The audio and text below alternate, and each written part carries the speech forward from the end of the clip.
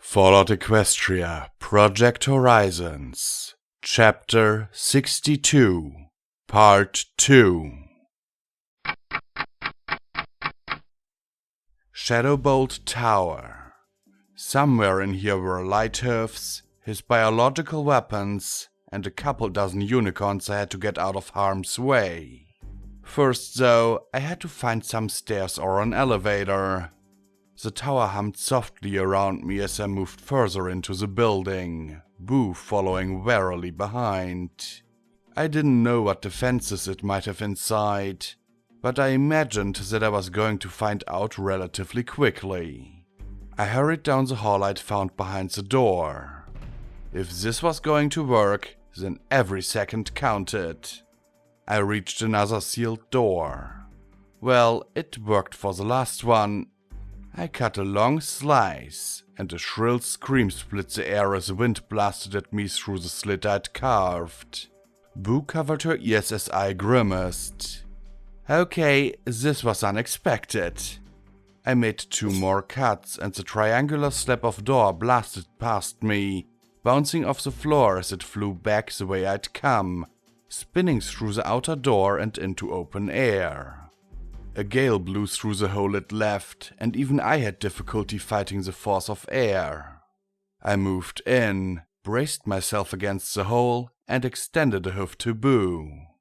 The pale mare took it and struggled to climb over me and into the large open space beyond. I gave her one last push ahead and then pulled myself the rest of the way through. Boo worked her mouth, rubbing her ears. Her mane and tail tangled her head and haunches. We struggled farther away from the hole I'd sliced and the screaming air gusting out through it. Yeah, I wasn't expecting that either, I said once we were clear, glad synthetic ears could handle the shriek. On the other side of the door was a catwalk. The interior of the tower was hollow, a massive empty shaft with a catwalk running around the outer wall. Conduits ran from the walls from the distant bottom to the far above. Dim blue lights provided cold illumination throughout the shaft. A few terminals lay against the wall, but I didn't have time to try and hack my way through them. Made me wish that I'd brought P-21 along. I trotted to the edge of the catwalk and looked down. Below me I could see some kind of colossal weight suspended in the middle of the shaft. The weight blocked my further view down, but from the green glow I could only imagine it was bad. The shaft must go all the way to the core. Looking up, I saw more catwalks at regular intervals and another house-sized weight. Occasionally, crisscrossing bars reinforcing the shaft. Then I spotted curled up against the wall by the terminals 3 desiccated Pegasus corpses. From their clothes, they appeared to have been civilians. I suppose that meant that no pony had come down this far in a very, very long time. So, stairs, where are the... I glanced at Boo and saw her examining an odd platform against the wall with a set of up and down buttons beside it. Oh, we can just take the elevator, that's good too. I trotted over to her and stepped on, kicking the up button with a rear hoof. The platform hissed, whirred, and began to climb. Good. We'll get up there in no time. Easy peasy. Wait, I didn't just say that, did I? Warning! Unauthorized pony detected! Warning! Unauthorized pony detected! An automated mare's voice called out as crimson lights set in the walls began to flash bright red. Red bars appeared in my vision, and I drew duty and sacrifice, glad that Lighthooves had left them with Stratus. Suddenly, a crackling blue beam lands down from above, the energy burning a hole in my barding and hide and searing the metal reinforcements beneath that. I nearly rolled right off the elevator platform as I got out of the path of the energy and spotted the hemispherical beam turret on the underside of a catwalk. Slipping into SATS, I put 4 rounds into it before something within exploded with a cloud of crackling blue smoke. One down, a whole lot more to go. The elevator was constantly carrying me closer to the target ranges of the turrets above, and I couldn't take my time to pick them off at my leisure. Blue beams burned hotter than red, that was for sure. My spine ached, the burn plucking pain with my every movement, but I couldn't stop. The elevator continued to rise, and on the bottom of every catwalk waited more beam turrets. I moved around as best as I could in the limited space, pulling Boo out of the sizzling paths of the beams while blasting turrets as soon as I was able. Far too soon, Duty and Sacrifice's hammers fell on empty casings, and my inventory said I was out of spare rounds. I switched to the assault carbine, but the lighter bullets weren't nearly as effective at chewing through the turret's plating. One magazine emptied, and I slept another home without taking my eyes off those damned turrets. Every time we passed one catwalk, the ones above began to open fire on us. It's times like this that I really wish you could use a gun, Boo. The blank covered her face as she cowered at the edge of the platform.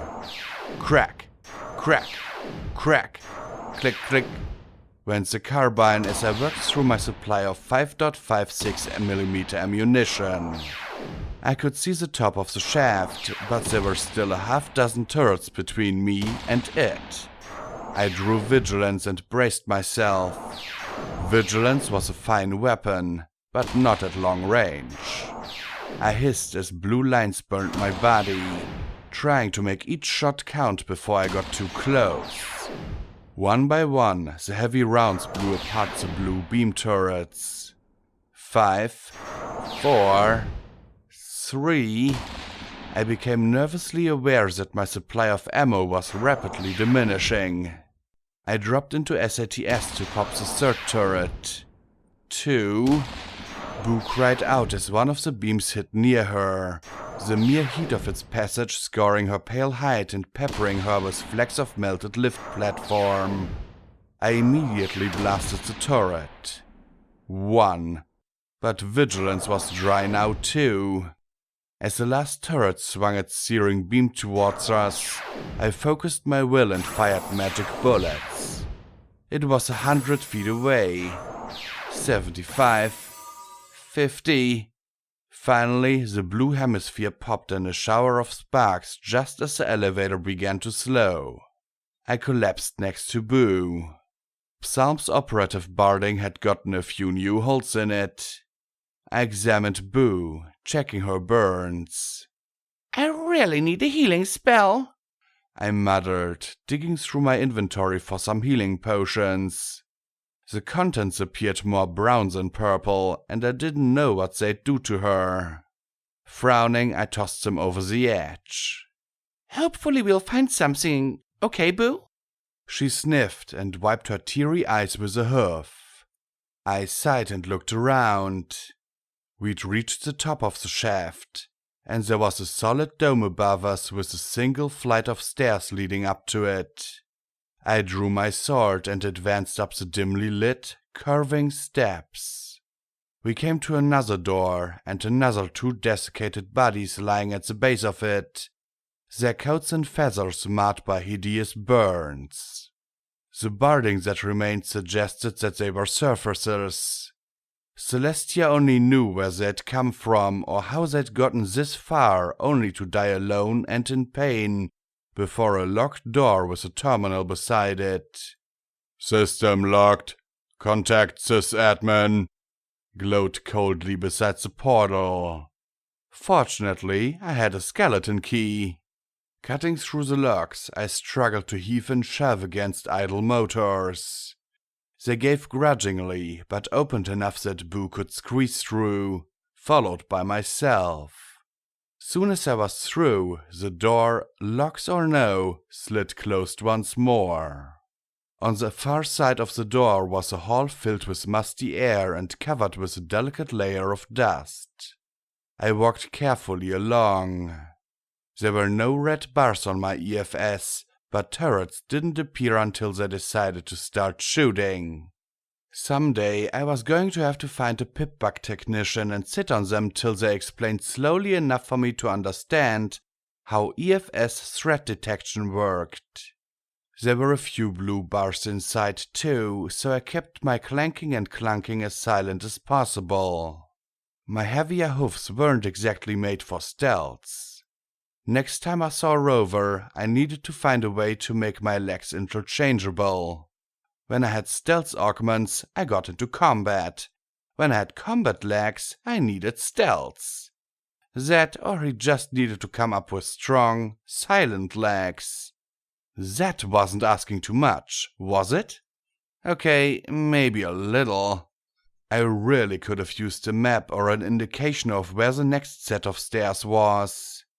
These rooms seemed used mostly for storage and were linked with identical, crisscrossing hallways. Filing cabinets filled with old paperwork, shelves with arcane and forgotten equipment, chemistry sets coated in dust, and never really was much of a scavenger. P-21 could have swept through in no time and had everything of value without disturbing the dust. Glory might have been able to actually use those chemistry sets to whip up something for Boo's bad burns, which lacunae could have just healed. And Rampage wouldn't have been any help with the salvage or the burn, but she would have said something obnoxious and funny. I sighed and leaned over, nuzzling Boo's cheek. I'm glad you're here. I really miss my friends. Rampage was right about splitting up. Nothing good comes from it. Boo blinked, then gave a little baffled smile and nuzzled back. Then she sneezed. That simply stirred up more dust, causing more sneezes from both of us. Oh yeah, master of stealth. That was me. When we stopped, I saw that the dust covering some of the papers tacked to the wall had fallen away enough so that I could read them. Support the Enclave. Support your own kind. I magically brushed more of the dust off the poster, covering my muzzle with a hoof, and revealed a teal Pegasus with blazing yellow mane and eyes. Her gaze and smile were the kind of hard smirk I'd come to loathe. Arrogant, intolerant, and cruel. Beneath her was printed, "Support lightning dust for counselor." There were other clippings beside it, and I exposed them one after the next. Rainbow Dash storms out of emergency meetings after failure to obtain aid for surface. Another read, "Has Rainbow Dash spit her bit? Experts fear for former Ministry Mayor's psychological health." Another read, "Dr. Mephides confirms surface unfit for pony survival. Advocates quarantine of surface for Pegasus health." That name rang a bell. I brushed off more papers with my magic. Pound Cake named Counselor of Thunderhead. Promises to serve the Pegasus people and lead proudly.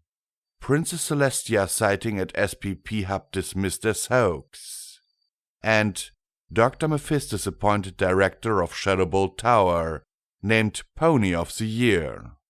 That title came with a picture of a yellow Pegasus stallion, smiling confidently as he eyed the camera in a decidedly smarmy manner. Smart, rich, and single, the most eligible bachelor in the skies. And Dr. Mephistus, returning to the surface risks countless Pegasus lives. Rainbow Dash's plans threaten to expose Pegasus population to foreign diseases introduced by zebra kind. Zebras. That was why the name was familiar. You motherfucker! I shouted, rearing up and slamming the wall with my hoofs. All thoughts of silence forgotten. You got away with it! You actually fucking got away with it! My kick had disturbed more dust and exposed other articles. Given my propensity to run into ponies who should have been dead 2 centuries ago, I really hoped that I ran into an undead or robotic Mephistus. Any pony who left thousands of zebras to starve in their camps deserved what I'd do to them. I glanced at the rest of the headlines, but I didn't take the time to read them. Apparently the doctor was named some kind of expert in diseases, claimed to be the Ministry of Peace's finest virologist, and backed up the Enclave's every word that the surface was rife with zebra and pony plagues. He'd been given awards.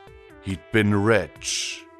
One article named him one of the top 5 most pivotal figures of the Enclave's founding. He'd provided grotesque pictures of horrific zebra diseases for the public to ingest right as Rainbow Dash attempted to get the Pegasi to clear the skies. You were nothing less than a 2-bit murderer! I snarled at his image. Boo whined and nudged my shoulder. I blinked at her and relaxed a little. Right. He's not worth the time and I don't have any to waste. I forced myself to the hall again, looking left and right and wondering which way would take me up. Then I glanced at Boo. Say, Boo, which way do you think we should go? She blinked at me and I waited, then blinked again, and still I waited. I smiled. She smiled. Then, for a moment, I was sure she was going to understand me and pick a direction, but she only gave another soft little sneeze. I deflated a little. Never mind, Boo. I guess we'll go. I trailed off as she started to sniff and then limped away. That way. The stairs were located behind an old mainframe casing and a bookcase that had fallen at an angle against it. Boo disappeared through the gap, and I frowned, carefully pushed the bookcase aside, and followed her up. This floor wasn't quite as dusty as the one below, and the dim blue lights were a little brighter on this level. There was less garbage and more stuff. Okay, the stuff was still garbage to me, but it was clearly important enough to some ponies that they came down here to dust. There were mostly file cabinets and powered-down terminals. I found one sign that read Archives painted against the wall. Boo made a beeline down the hall and nuzzled at a door. There has to be one of them somewhere around here, I muttered, following more slowly and checking one crate after another for the last thing I needed for my plan. No luck. I opened the door slowly to a room that showed signs of habitation. There was more clutter here, books lying around unshelved and papers arranged on tables. There were more pictures of the yellow doctor on the walls, and better preserved clippings of his life. I avoided reading them as I was nauseated enough already. I really didn't need to read his claims about surface parasite transmission, which apparently would contaminate the clouds.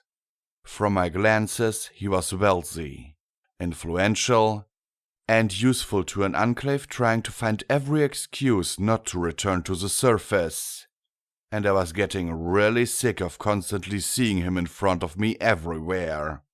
There were also fancy buck cakes on the table and a few empty wrappers along with some bottles of sparkle cola. Boo, with all the swagger of a wasteland scavenger, whipped one of the cakes off the table with her tail, caught the package in her teeth, ripped it open with a swing of her head, and set the ovid snack cake flipping through the air. It fell into her open mouth, where it was masticated with pride. I myself had a bottle of sparkle cola as I surveyed the rest of the room. Maybe it was a tent form made out of tarp in the corner, or the foolish drawings on the walls, but this struck me as a kid's den. It happened all the time in '99. Some fillies would take it upon themselves to claim some corner of the utility or storage level and make a name for themselves. In '99, we'd been the Cart Club. I was just about to head on when I heard a snore from the fore, and not the snore of a colt or filly either. My magic nudged the flaps of the tarp aside, and I was instantly hit by an uncoltish reek of wild Pegasus. I saw a pale rump bearing a cutie mark of a camera and attached to a stallion curled up with a bottle of whiskey. I tugged it from his grasp. could use it as a weapon after all. Okay, maybe I took a long pull of it as well, to steady my nerves.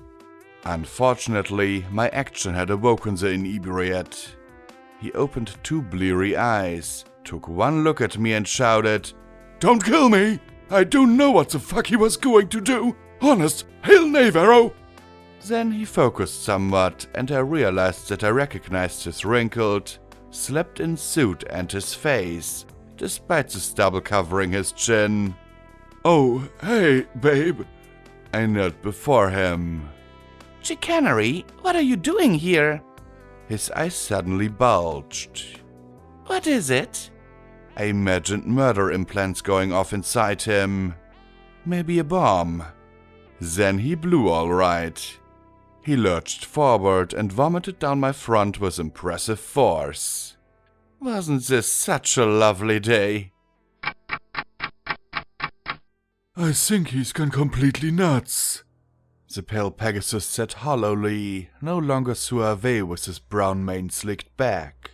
He'd had a taste of the real wasteland, and it wasn't fun anymore. "When he sprang me, he just butchered his way through every pony right up to Stratus. Said that Stratus robbed him of something that he deserved. Then he pinned him to his own desk like a butterfly. Said either Navarro would kill you or you'd get killed by Navarro. Either way, it worked for him." Did he mention Stargazer? I asked, finishing cleaning off my barding with articles of the medical bastard. Chicanery nodded, holding a bottle of Sparkle Cola between his hoofs. "After we got back here, said he'd got it all worked out, but with her dead it was ruined. But then he got even crazier. Not in the way I always thought, you know. I thought crazy was some villain going bah while blowing up the world. He said he wanted every pony to get exactly what they deserved. Then he kicked my ass out of fabrication. That's where he was getting the missiles ready before the power links to the core blew up." He gestured to the room.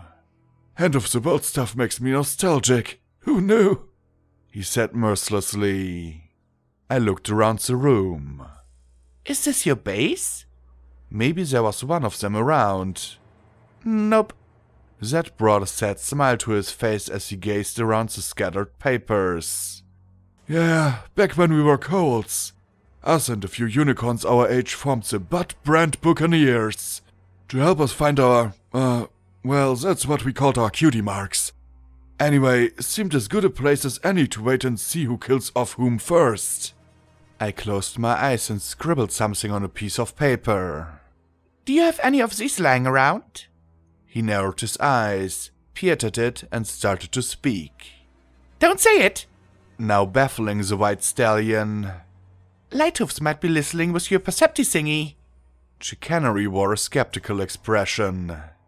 "That's either paranoid or genius. Either way, no, I don't have one. That keeps something like that on the fabrication level." Figures. His eyes ran over my metal legs. "You don't have a jamming device and all that?" I frowned. My augmentations aren't exactly the same that Lighthoofs is using. Mine are cobbled together with a repair talisman, 2 sets of cyber pony parts, and a suit of power armor. His are... I don't know what. But they're a damned bit better than mine. "Sounds like you need an upgrade," he joked. It'd been a joke. I should have taken it like a joke. Instead, I turned and slammed him into the wall with enough force to wipe that smile off his face.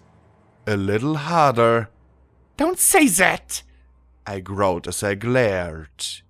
Don't even think it. I don't want an upgrade. If there was a way I could have less metal and more me, I'd take it in a heartbeat. If I had one. He seemed to get my meaning, and I backed off a little. He rubbed his shoulder with a hoof. "Okay, sorry, really, I just... From the way Lighthoofs made it sound, cyber ponies are all more is better. More strength, more speed, more armor, bigger weapons. Isn't that the way of things?" It's different, I replied, shaking my head. You can collect all the guns, armor, and stuff you want.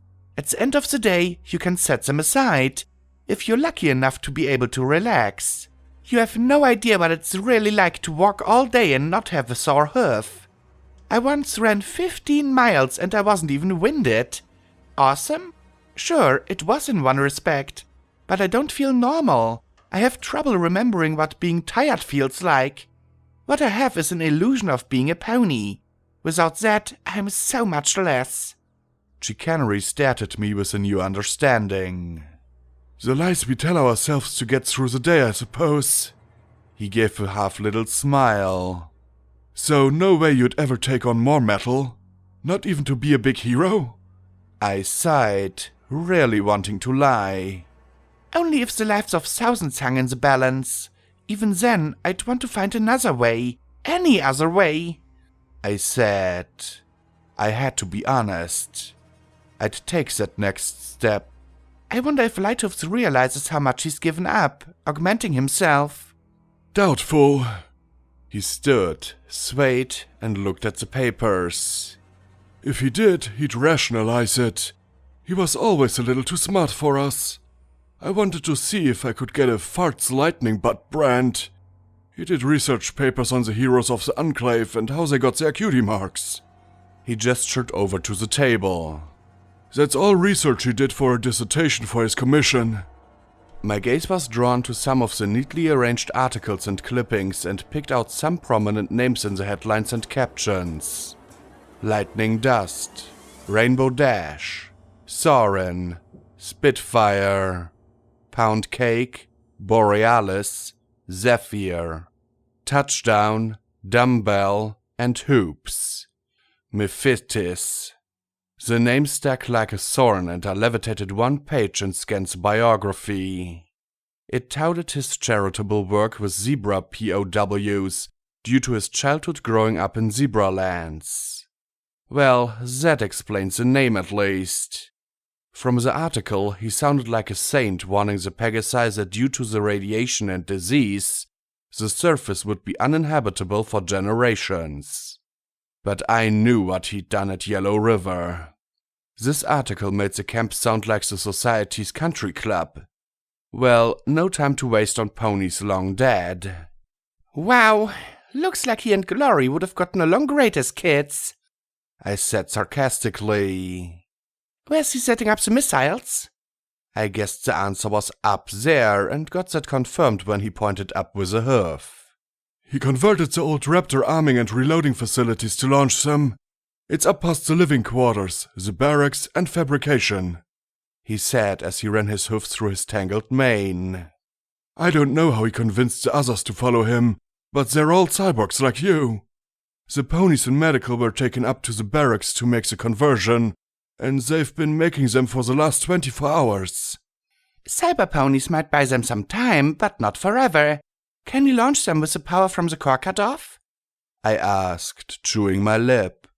No, the launchers he's made have too much draw for the tower's auxiliary supplies, Chicanery replied, and I let out a breath of relief as he went on.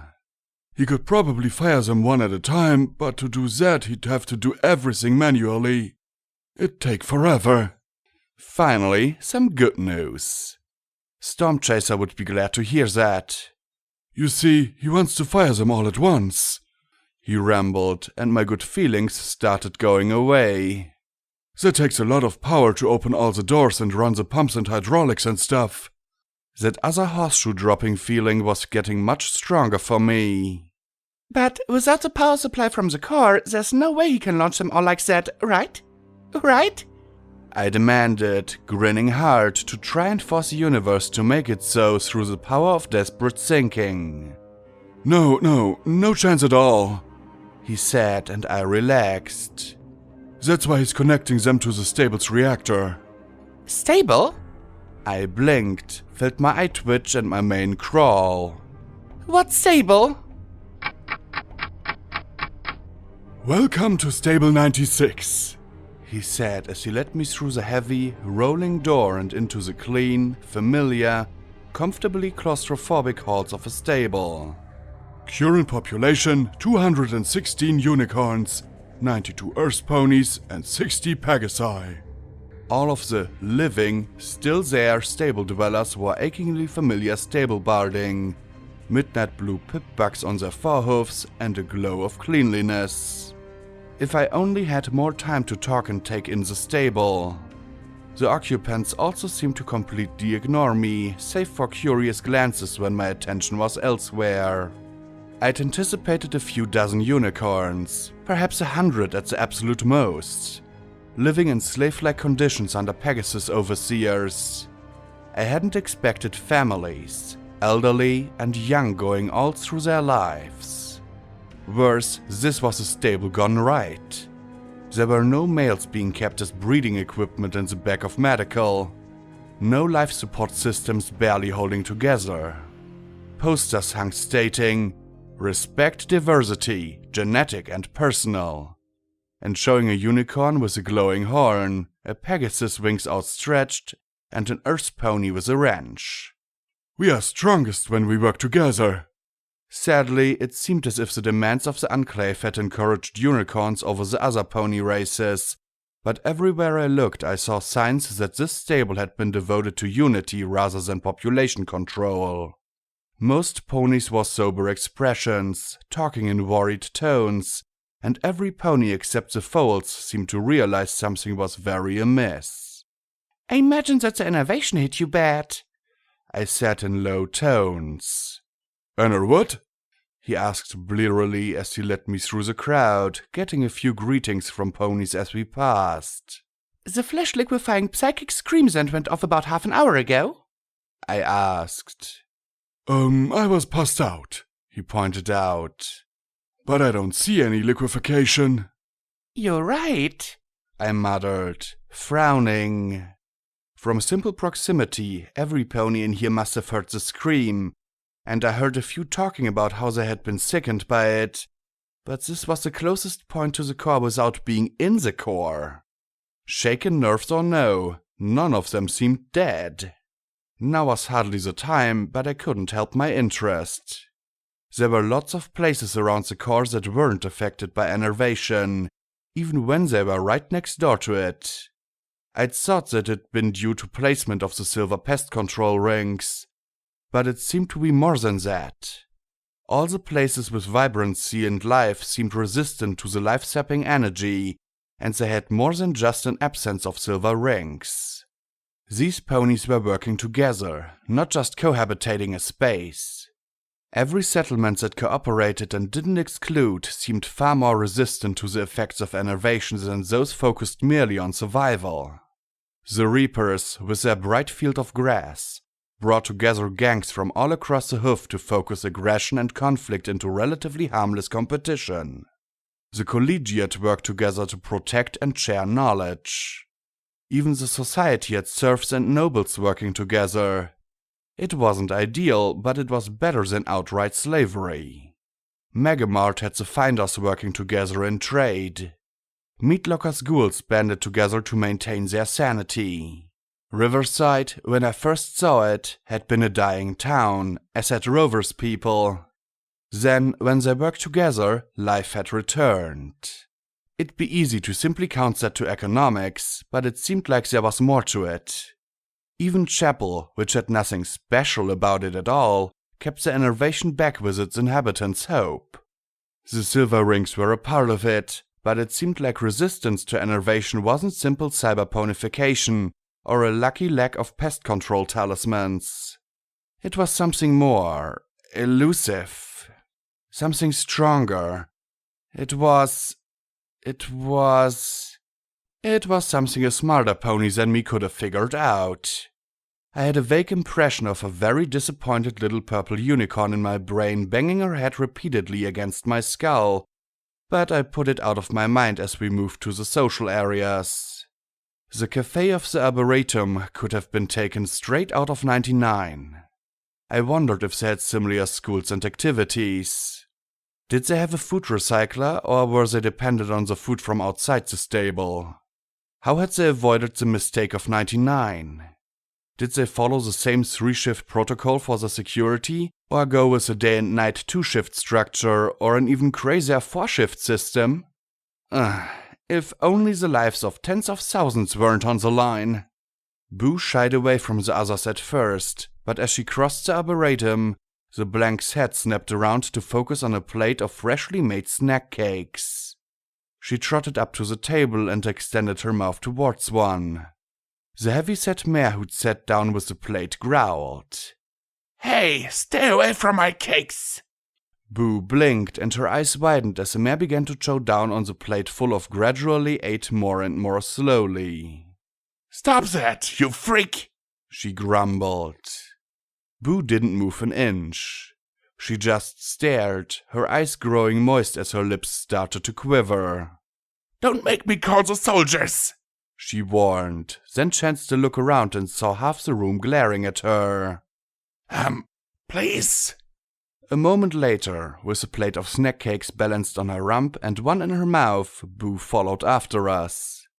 She'd somehow been able to weaponize cute. I walked through the unfamiliar stable, continually taken aback by the bright lights and clean air, till we came to a door that read Overpony. Swallowing, I frowned, knowing that this wouldn't be pretty. In the Overmare's office, a half-dozen ponies stood watching some monitors set in the wall. The things on the screens weren't good at all. I saw Thunderhead, the smooth Taurus now lumpy and distorted from the impacts of the disintegration cannons. Hoarfrost was keeping her ships close to the tower and using her long-range guns. Good. So long as she kept doing that.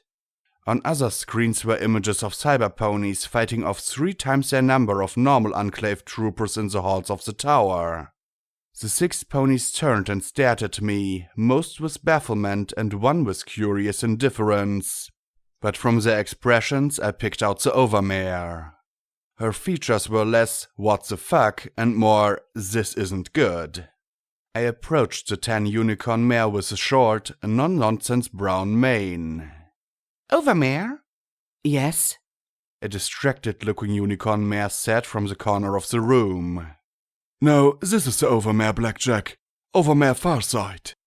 Chicanery said as he trotted up to the pale, buttery yellow unicorn mare with a dark brown mane spilling messily over her shoulders. She'd been the one with an indifferent expression, but as I looked closer, I saw that her brown eyes were completely clouded over. Mother, this is Blackjack. She's a cyber pony from the surface. Her vapid expression turned more serious, adopting the troubled aspect I'd expected. Ah, I see. She didn't sound familiar. She rose to her hoofs, her pip-back making little clicks as she walked around the gathered ponies, and took her seat behind her desk. And I take it that this is something serious with regards to the goings-on in Thunderhead and up above in the tower? Yes, and your son let it remain, I said with as much gravity as I could put in my voice. I sounded almost like Mom, actually. She sighed and closed her eyes. Please excuse us, she said in quiet but firm tones. Without argument, the other ponies left. I felt myself straighten a bit, even if she couldn't see me. When they'd left and the door had closed, she said, So, tell me, what do you have to do with my son and my stable? Well, I'm out to stop Lighthooves. He's developed a biological weapon and a delivery system that can disperse it all across Equestria. Now Nevero is here to take it from him. I'm here to destroy both the plague and the means to spread it, I said grimly. If he tries to stop me or tries to launch the plague, then I'll have to stop him too. Probably the fatal sort of stopping. Lighthooves? The mare asked in confusion. Chicanery spoke up. She means let it remain, Mother. That's his code name. She's telling the truth. He's made a real mess of things. Her face fell, but from the solemn resignation on it, I suspected that she knew something like this was coming. I'm sorry to hear that, she replied quietly. She took a moment to be a mom, then returned to being the Overmare as she asked, And what are your plans for my stable? I'm not sure, I sighed. Honestly, I didn't even know there was a stable here. I'd thought there'd be a dozen unicorn workers here, maybe even 100. I had no idea that there was a stable. I looked at the screens. I'd planned to evacuate all of you on a raptor. Now I could hear the cracks appearing in my own plan. I see. Well, Apple Bloom did what she did best. Built a safe and secure living space for the residents of the tower. The overmare said evenly. We are not, however, a true stable. A stable is meant to be an independent, self-sustaining. We lack that independence. We are beholden to the Enclave, no matter which settlement manages us or what shape our door is. So, you're prisoners? I asked with a frown. In a very pleasant prison, but a prison nonetheless. She said with a nod. We've never been allowed to train with weapons, only to repair them in the fabrication labs. Fighting is firmly forbidden. Which meant that they'd be easy pickings out in the wasteland. Maybe I could put them with the society, but I was already putting a burden on Grace with potential Thunderhead refugees. The actual conditions under which we work vary from generation to generation. The current head of the tower lives and works out of Navarro, so we've been fortunate to enjoy greater liberties than we've had in generations. I sighed, rubbing the back of my neck. Now I don't know what to do. Did you think that by taking us away, you'd remove something that Thunderhead and the rest of the Enclave fight over? She asked. No, actually, I had a different idea for that. A way to stop Lighthoofs and save Thunderhead from the Enclave. But I need to get up where he's holding the missiles. I said, trying not to give specifics as I fidgeted, glad she couldn't see me. She cocked her head, then smiled. Oh, I see. Your plan involves doing something to the tower itself. Something that might damage or even destroy our home. I took a deep breath and then sagged. Something like that. Now, I'm not sure. I just didn't expect there to be so many ponies here. So now you have a hard choice. Do you take the homes of hundreds of ponies to save the lives of thousands, even when we did not do anything to deserve our loss? Farsight asked with a cock of her head and a sad smile. I don't envy you the weight of such a decision, Blackjack. I closed my eyes. I didn't have a second plan. Not one that would take care of the plague and those raptors. I'm sorry, was all I could say. She said, then ran her hoofs along her desk and pulled open a drawer with her magic. I was not born blind, you know. When I was young, I had some of the sharpest eyes in the tower, and I always peeked in on the soldiers in the barracks. But some of them decided, perhaps as a lesson, that they would give me a flashbang grenade.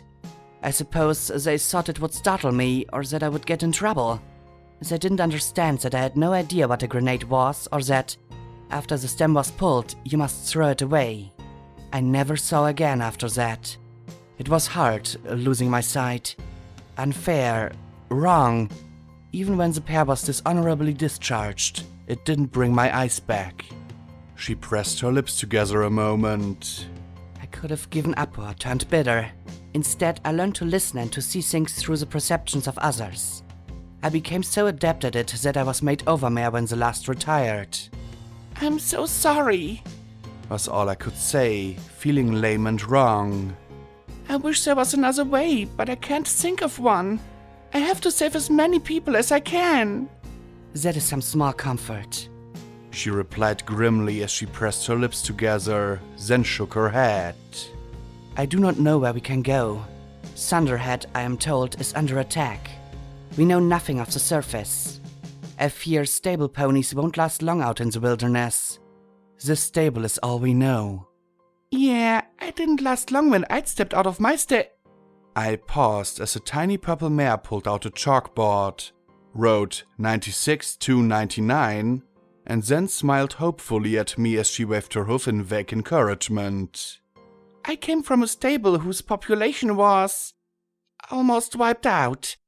By me, I omitted. There's a hoofful of survivors left. It's not nearly as nice as your stable is, but it is a standard Stable-Tech stable. You'd have to share it with the group calling themselves the Steel Rangers, but I have a feeling that you two would have a lot to offer each other. They need ponies to run the stable and fix their weapons. You need a place to stay and ponies with experience fighting the wasteland. The survivors there could show you all the ins and outs of the place, and you'd keep it alive. Her milky eyes widened in surprise, but then her face turned cautious. And we would be free there, not workers or slaves? You'd have to work that out with Paladin Sugar Applebomb Stronghoof and the survivors, but I know Stronghoofs would want a fair deal, I assured her. He's that kind of pony. I see. It seems I have a choice. Do I trust you, hope that you are correct, and hope my people will be willing and able to evacuate quickly, or try and stop you, throw my lot in with whoever is in victor in the tower, and maintain the status quo at best? She said evenly. She closed her filmy eyes and was quiet a moment. I really did not want to kill another stable. I really didn't want to do that. Finally, she said, It is better to dare and die for something better than it is to live a life subscribed by another. I'll need a few minutes to contact section heads. How much time do we have? An hour. After that, I don't know. I couldn't press the envelope past that. You contact your heads. I need to check in and make some calls. She nodded and clicked her way to the door, talking in urgent and low tones.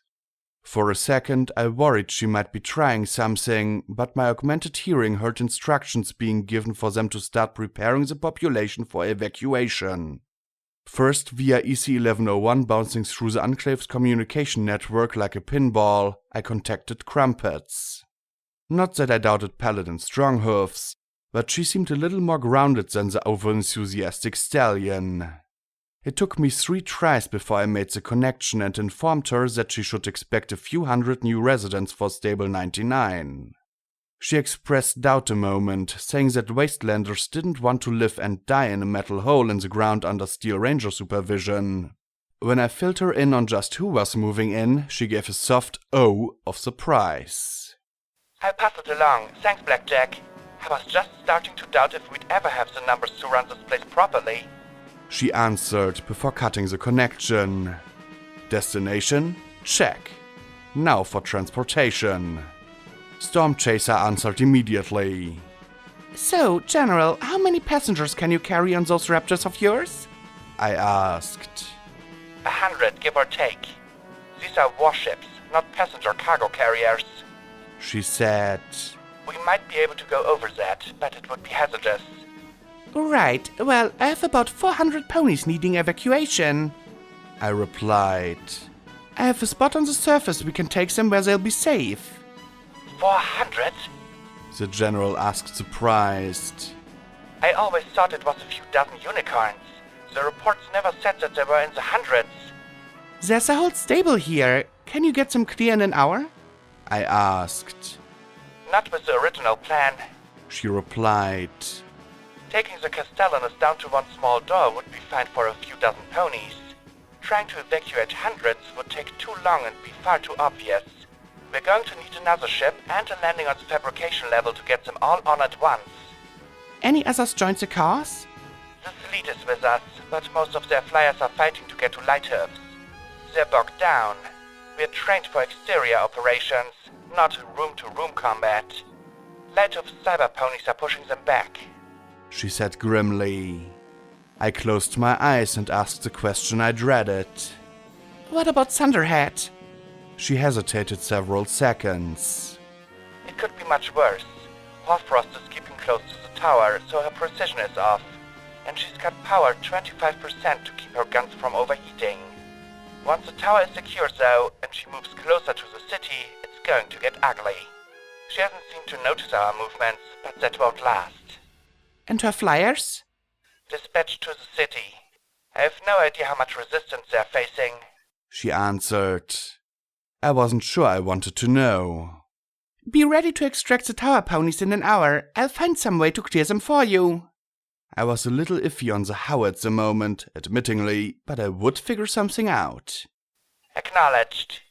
Keep to the plan and try to figure some way to get another raptor, I instructed her. With everything going on, I hoped there still was a plan to keep to. I knew what I had to do, but if I messed up or failed, a lot of ponies were going to die. I'd be the biggest mass murderer in 2 centuries. Hey! Came a distant shout over the speaker, and then Rampage blurted, Did I hear right? You need another raptor? Get away from the microphone, you maniacal... Storm Chaser began. Hello? One should not interrupt maniacal monsters. It's rude. Rampage said indignantly. You need a raptor? Yeah, one would be nice. I said wearily. For an evacuation. Can I crash it into something afterwards? Blackjack?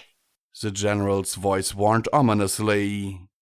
Sure, you get one, and it's all yours once the stable is evacuated. I replied. I swore I could hear Storm Chaser face huff. Sweet, no problem, I'm on it.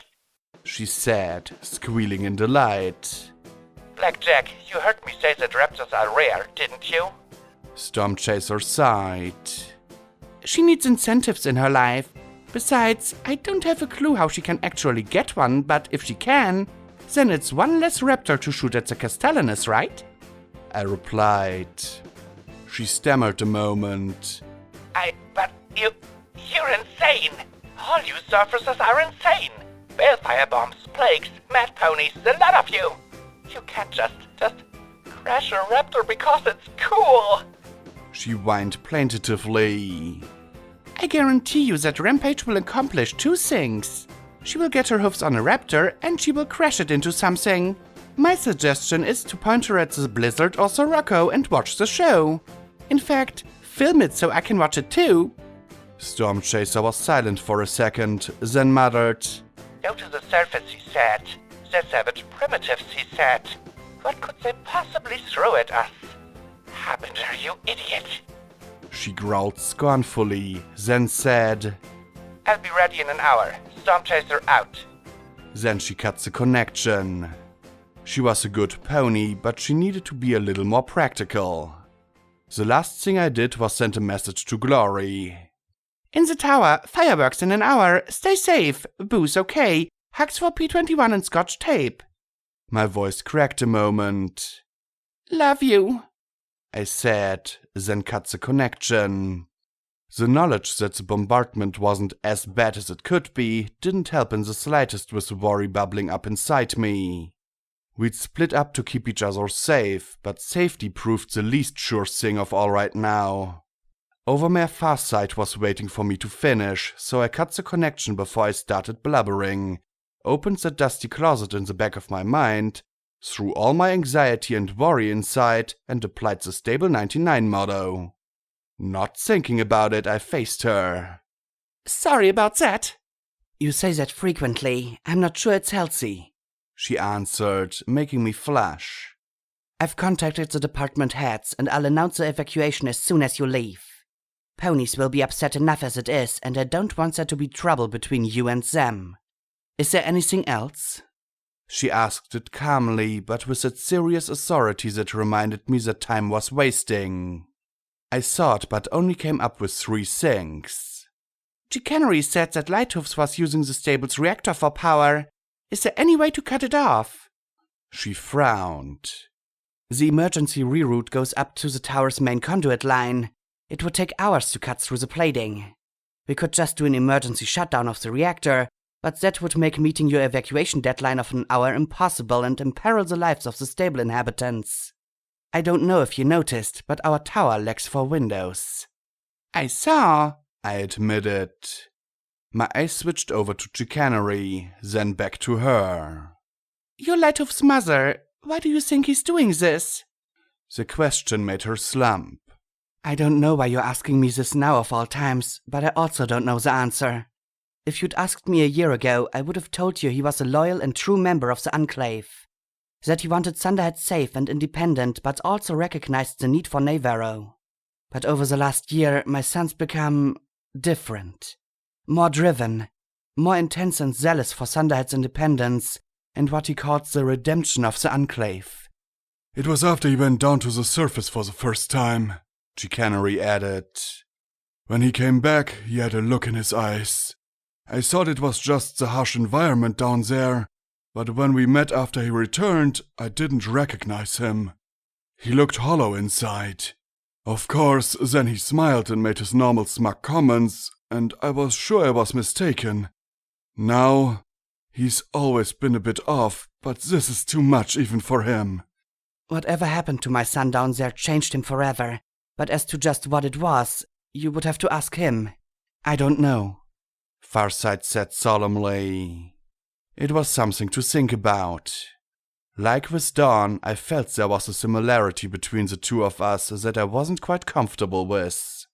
He was every bit as driven as I was, in his own way. But where the heck was he driving this train wreck to? Well, you have your people to get ready, and I need to clear a path between here and that landing dock. You'll have to go through the barracks. She said solemnly.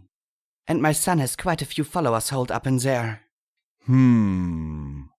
I drew duty and sacrifice. I don't suppose you have any bullets, do you? Bullets? She asked with a baffled look. Too much to hope for. Well, I could always just hit them with my sword. A lot. How about... I started, but really, if they weren't allowed weapons, they probably wouldn't have them either. They'd be above with the hardware. I don't suppose you have any spark grenades then? I asked with a lame smile. The blind mare smiled. I'm telling you, those hornheads are doing something down there. A green stallion with white cyber augmentation muttered. There's some kind of activity going on and we should go check it out. Without their augments matching their height and with no hint of seam or impression that the armor could come off, the transition from one to the other was a bit disturbing. 3 of them were clustered at a junction, giving watchful looks down the side halls. Orders are orders. Next time the Navarro jackasses try and move up, we hit them from below. When they come at us, fabrication will hit them from above. A blue mare said sharply, then moved as if to touch an ear bloom, but halted. She looked over at a yellow stallion who pawed at his crotch. What is wrong with you? I'm not sure if I still have a penis, he muttered. It's under the armor plates, she replied, rolling her eyes. He poked down there some more. I know that's what he said, but how do I know it's still there? I can't feel it. I can't feel anything. The mare balked a moment. Just focus on the job at hand. We've got to keep those Navarro busy till the weapon systems are back online, she said in a huff. I'm telling you, it's too quiet back there. They're up to something. The green stallion snapped. It's too quiet. Everything's too quiet. Then he suddenly jumped. Halt! Show yourself or I'll fucking dust you!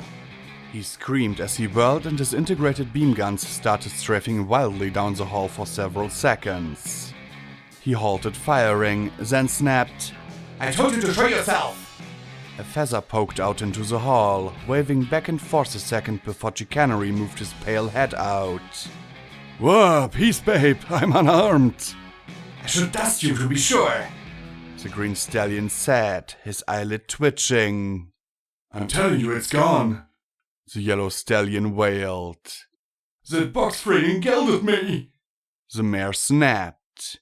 Will both of you shut up? You, stop looking at your balls and keep an eye for an enemy. And you, can't you see he's yellow on the EFS? Go join Tempest. She waited till the two turned away, then waved Chicanery forward. You, what do you want? Fame and fortune, babe. Chicanery replied as he trotted forward, wearing a ridiculous helmet with a camera in the middle and a microphone on a little wand jutting out the side. I'm a documentarian in Thunderhead, a bit of a film buff. I wondered if I could have a few words, some embedded journalism, you might say. Now's a really bad time, she said as she glanced at the two stallions. In case you missed it, we are under attack. Do you have your penis? The yellow stallion asked the green one. Are you sure you still have it? And some of us aren't handling it all that well, she finished loudly. Chicanery walked closer, the embodiment of pony pleasantry. Yeah, I could tell.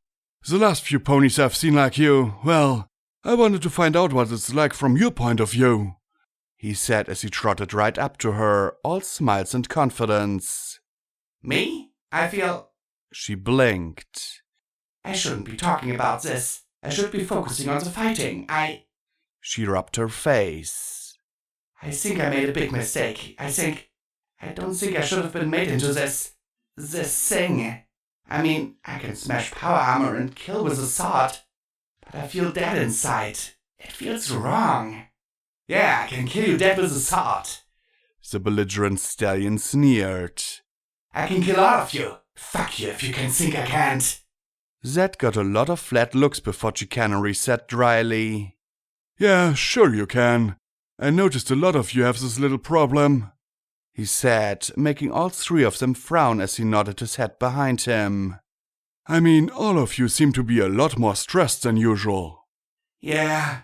The yellow stallion suddenly frowned at Chicanery. How'd you get this far up? Some pony down below should have stopped you before you got here. That is very true, and they did, he said with a smile as he gave his tail a flick. 2 bits of metal tied to the end glittered. Then the hallway filled with crackling energy that made Chicanery's mane stand on end, as 2 blue spheres of electricity expanded around him. The 3 cyber ponies spasmed, then collapsed in heaps as Chicanery looked down, spreading his wings and letting the expanded spark grenades sink to the deck. And that's what happened to them. It's somewhat depressing that that's the 10th time that worked, I said as I approached from down the hall where Boo and I had been watching.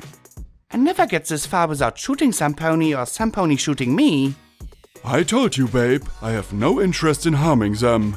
These overcharged spark capacitors in apple grenade housings aren't gonna harm them. And we're not gonna harm them now that they're out. Why should they see me as a threat? I snorted, levitated out some more cable I'd collected from below, and trussed them up like all the others we'd encountered.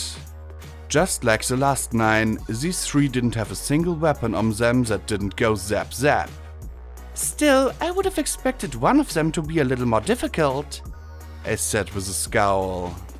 Getting past them just because you're a smooth talker seems like cheating. You're just sore because the first time you tried to magic a grenade under them, they guessed it right back in your face, he replied with a smirk.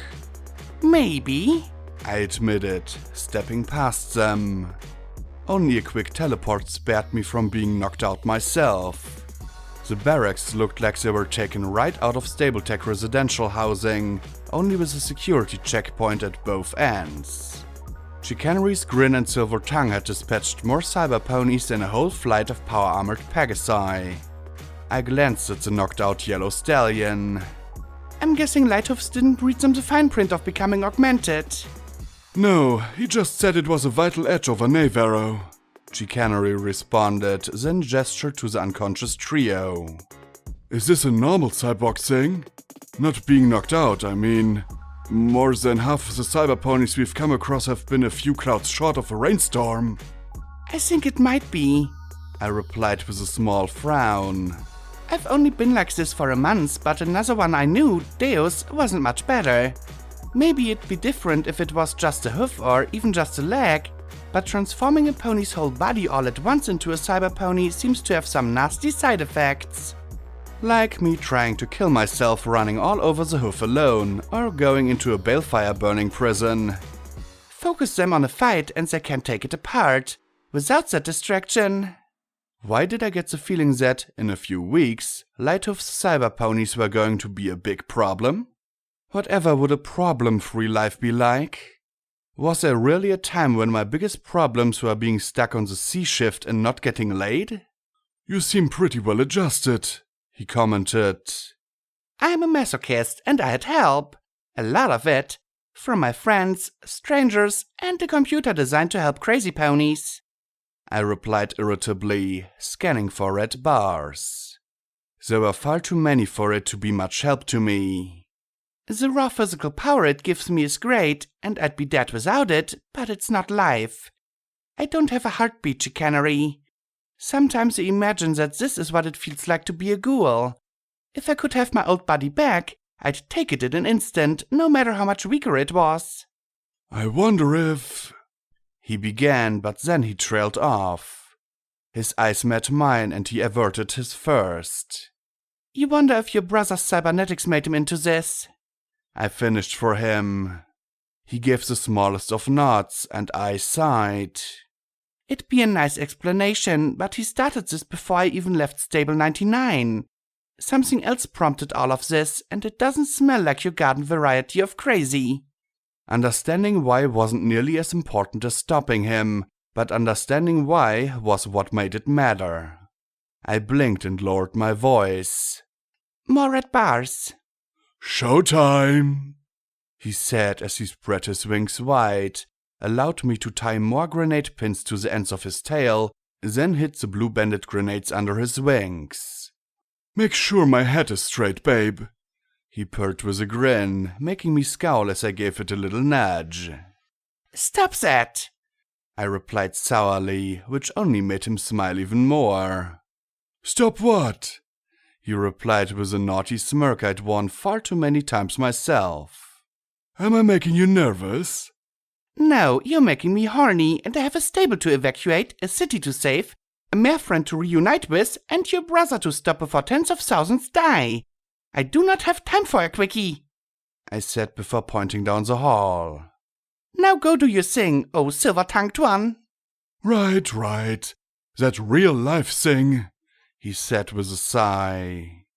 This is why I prefer pictures. And he turned and started back down the hall while I waited with Boo. That stallion is either going to rat me or die trying, I said, frowning and looking myself over. Something definitely felt off, but then feeling off was normal for me right now.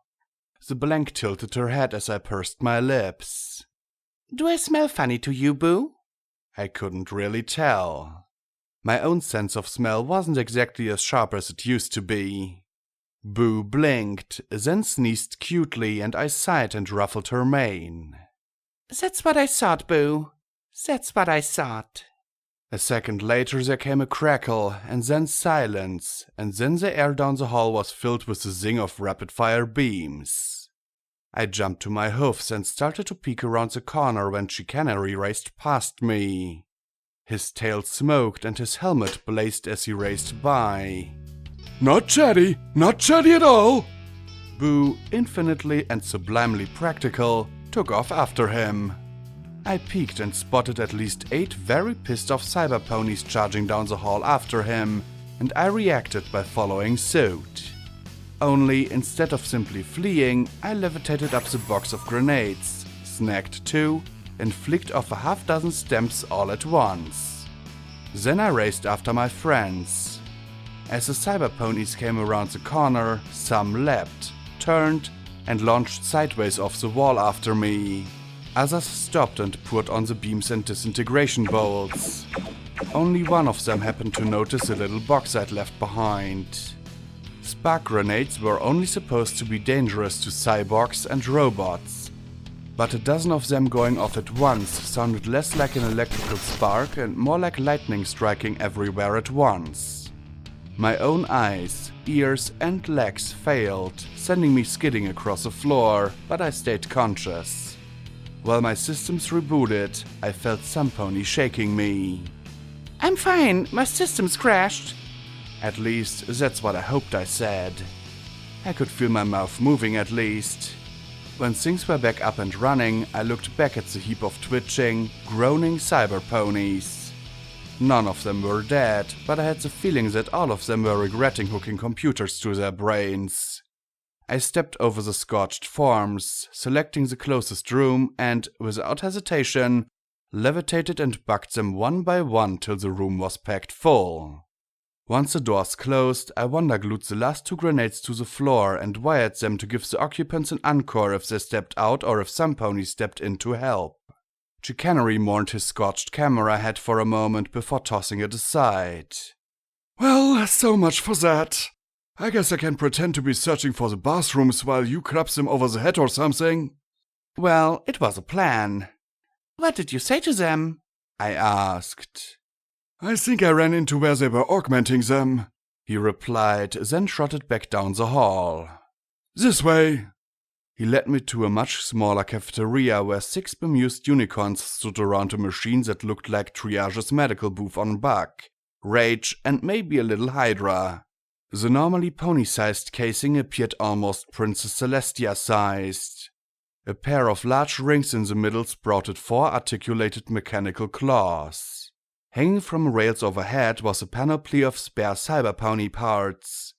Legs, wings, eyes, hearts, rolls of cybernetic hide. It's a damn assembly line, I thought grimly. Most disturbing of all were the bloody bins in the back corner. I didn't look closely, but the smell, the very idea, sickened me.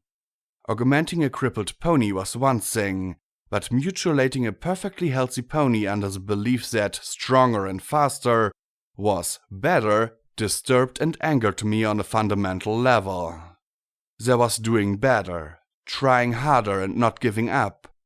And then there was hacking off a perfectly good limb to make a pony a more efficient killing machine. I picked through the rows of talismans, healing talismans, levitation talismans, beam talismans. Where were they? What's going on out there? One of the unicorns controlling the machine asked in a trembling voice. A pair of monitors glowed in the corner. One showing Thunderhead filled with swooping and shooting ponies. Holes ripped in the wall of the city and smoke casting a haze. The other showed raptors fighting with raptors as Pegasi swirled and looped around the tower. I guess that the augmented weren't the only ponies needing therapy after this. We heard shooting and explosions and... Who are you? Security, we're getting ready to evacuate the stable. You're not safe here anymore, I said, and then I heard hoofsteps clomping down behind me and turned. At the sight of 3 red-barred power-armored ponies, I raised my sword and prepared to teleport. Blizzard or Sleet? I shouted. The power-armored ponies took one look at me, and the officer in front snapped immediately. Power down your weapons, it's Blackjack! Power down, now! I relaxed a little as I saw bars turn blue. The officer reviewed her soldiers, then turned and faced me, pulling off her helmet. Twister's lavender features came into view and she gave a crooked smile. I'd wondered why their reinforcements suddenly dried up. Really, they needed name tags or something. It was just too hard to tell a pony by the end of their muzzle and the underside of their wings. Credit goes to Chicanery here and the stable's supply of spark grenades, I said with a wave of my hoof to the other stallion. Actually, they were overcharged spark capacitors in conspicuously apple-shaped casings, Chicanery said with an easy smile. Is this area secure? Twister asked. I might have missed a few, but every Pegasus we neutralized should be tied up with cable behind us. Sweet, that'll make shooting them in the head easy. One of the Pegasi laughed. Before I could take his head off, Twister snapped. Ground that talk, soldier! Just because Hoarfrost and Afterburner have lost their minds doesn't mean we stopped being ponies. Disarm and evacuate them as POWs. Understood, soldier? Instantly, the ranks stiffened and saluted. Good. Go round them up and get them to the loading dock in no more than groups of 6. Last things we want is a daring rescue. Well, that was one way to keep me from thumping a pony. I warned them about the spark grenade trap we left behind, then told Twister, Overmare Farsight is getting the stable ready for evacuation. Are the raptors ready for extraction? Twister answered. They can be here in 5 minutes, but the second we start to move, Hoarfrost is going to be all over us. Most of the fleet is either loyal or neutral. The former she's keeping close to the tower. The latter is spread out to stop any more missiles being fired, but they're spread way too thinly. Lighthoofs has at least 10 times more fighters between here and fabrication than he kept in the barracks, and he's using them for something. He's using the stable's reactor to power the launchers, I said. As soon as the stable is empty, we can shut it down. That'll put everything on emergency power. Problem is that I really don't think we have enough time. Lighthoofs is desperate. If Nevero drags him down, he wants to go down bloody and take as many of you as he can. I glanced at Chicanery as his gaze drooped. It'll take days to fight up the central shaft to the fabrication level, Twister replied, then looked at the machine. Maybe if some of us hop in there. No, I replied sharply. You don't want to do that. If it'll even the odds, Twister began. I nearly jumped to my hoofs.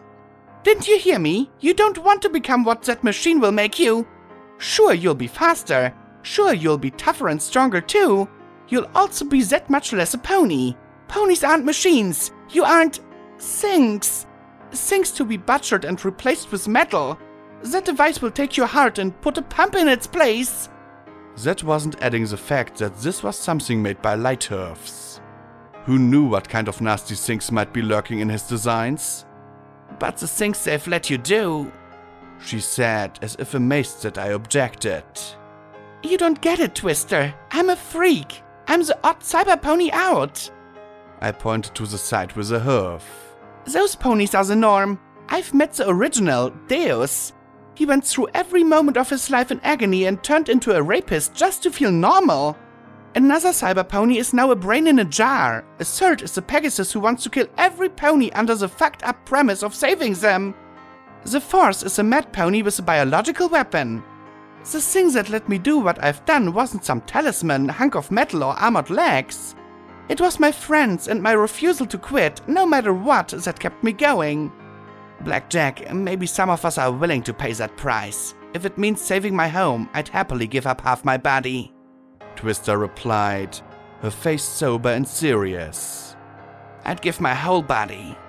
I know you would, Twister.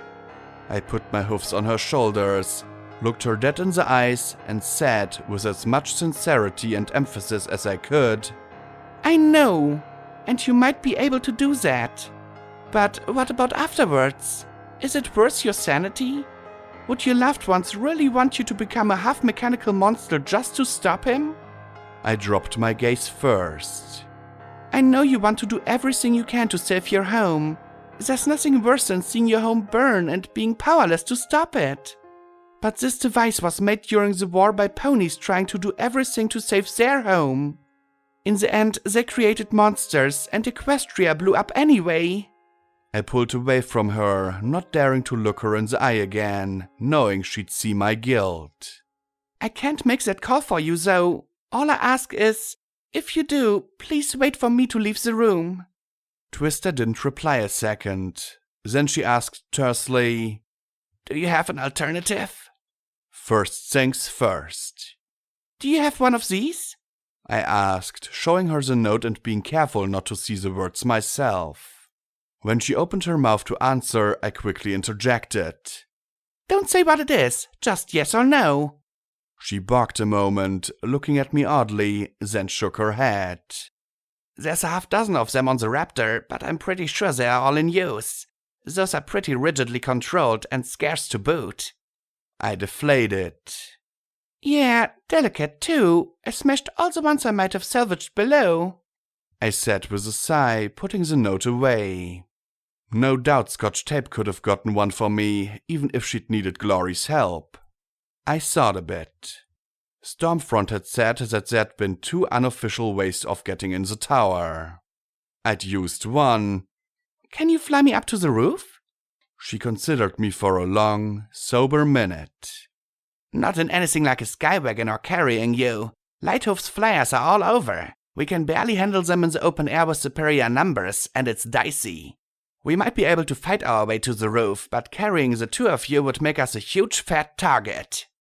I hissed softly through my teeth. If only I could teleport more than a dozen feet. There had to be a way, though. I stepped away and let my eyes pass over the racks of synthetic eyeballs, legs, lungs, hearts, wings, beam guns, hide, wings. My eyes stared at the dozens of metal-feathered wings dangling from their racks, each with red talismans in the central joint, and I felt my blood run cold. No, I'd find another way. I wasn't about to lose my other half. Let me get a better look at the shaft between here and fabrication. Maybe I can fight through, I said, trying to dredge up whatever optimism I had left. As we walked out, the pod's doors lay wide open as if patiently waiting. The vertical shaft rose up 1,000 feet above the top of the barracks, ringed every 100 by a catwalk bristling with not just turrets but also cyberpony defenders. The base of the shaft was a nightmare landscape of twisted metal, heaps of glowing dust and piles of luminescent slime. The air was filled with so many bolts and beams that I'd have been blinded if I had normal eyes. Boo cringed back, hiding behind me as the air crackled and snapped. Plates of armor fallen from above or brought in from outside provided some cover, but this was a killing field nonetheless. Beam guns scorched the air, bolts fell in a rain of death, and one after the next, Enclave fell to their own.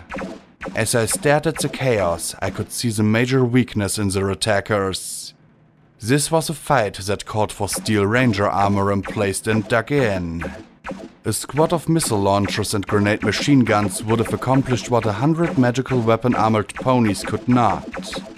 Even persuasion and a crate of grenades would be more useful.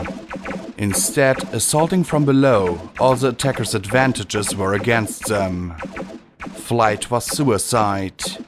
What few magic and spark grenades they wielded had to be thrown, exposing the attackers to deadly fire. If any cyber ponies were wounded or damaged, they flew higher up till they regenerated. Along one wall lay a conduit twice as large as my body and running straight up the tower. Its surface was scorched and blackened, but otherwise it was untouched. We didn't even have the firepower to cut the electricity to the upper tower. My sword could probably cut through the plating, but in my head danced images of me exploding like the core substations. I watched in horror as ponies fell. Orders were shouted into the hurricane of chaos around us. Cries of pain and for help were lost on the winds of war. I stood there at a loss. In a battle of hundreds, what difference could one pony make? Out of any lines of fire in the stairwell, I sank down to my haunches and covered my face in my hoofs, listening to the screaming.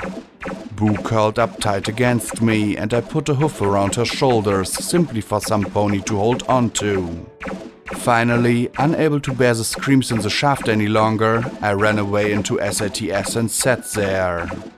Not pretty, is it? Rasped a voice. In my vision, the dealer appeared amidst the frozen beams and bolts. He pushed back his battered cow pony head and approached, walking through the glowing energy like a ghost. My first fight, I was just like you are now, just wanting to curl up and hide. Course, that doesn't help much, does it? Desperately hoping that the magic of my pip-buck would carry my thoughts to him in SATS, I sought the words. I don't know what to do. His tired eyes narrowed a bit. Bullshit. You know exactly what you need to do. Precisely what you have to do. He raised his foreleg, 2 cards wedged between hoof and pad by the corner.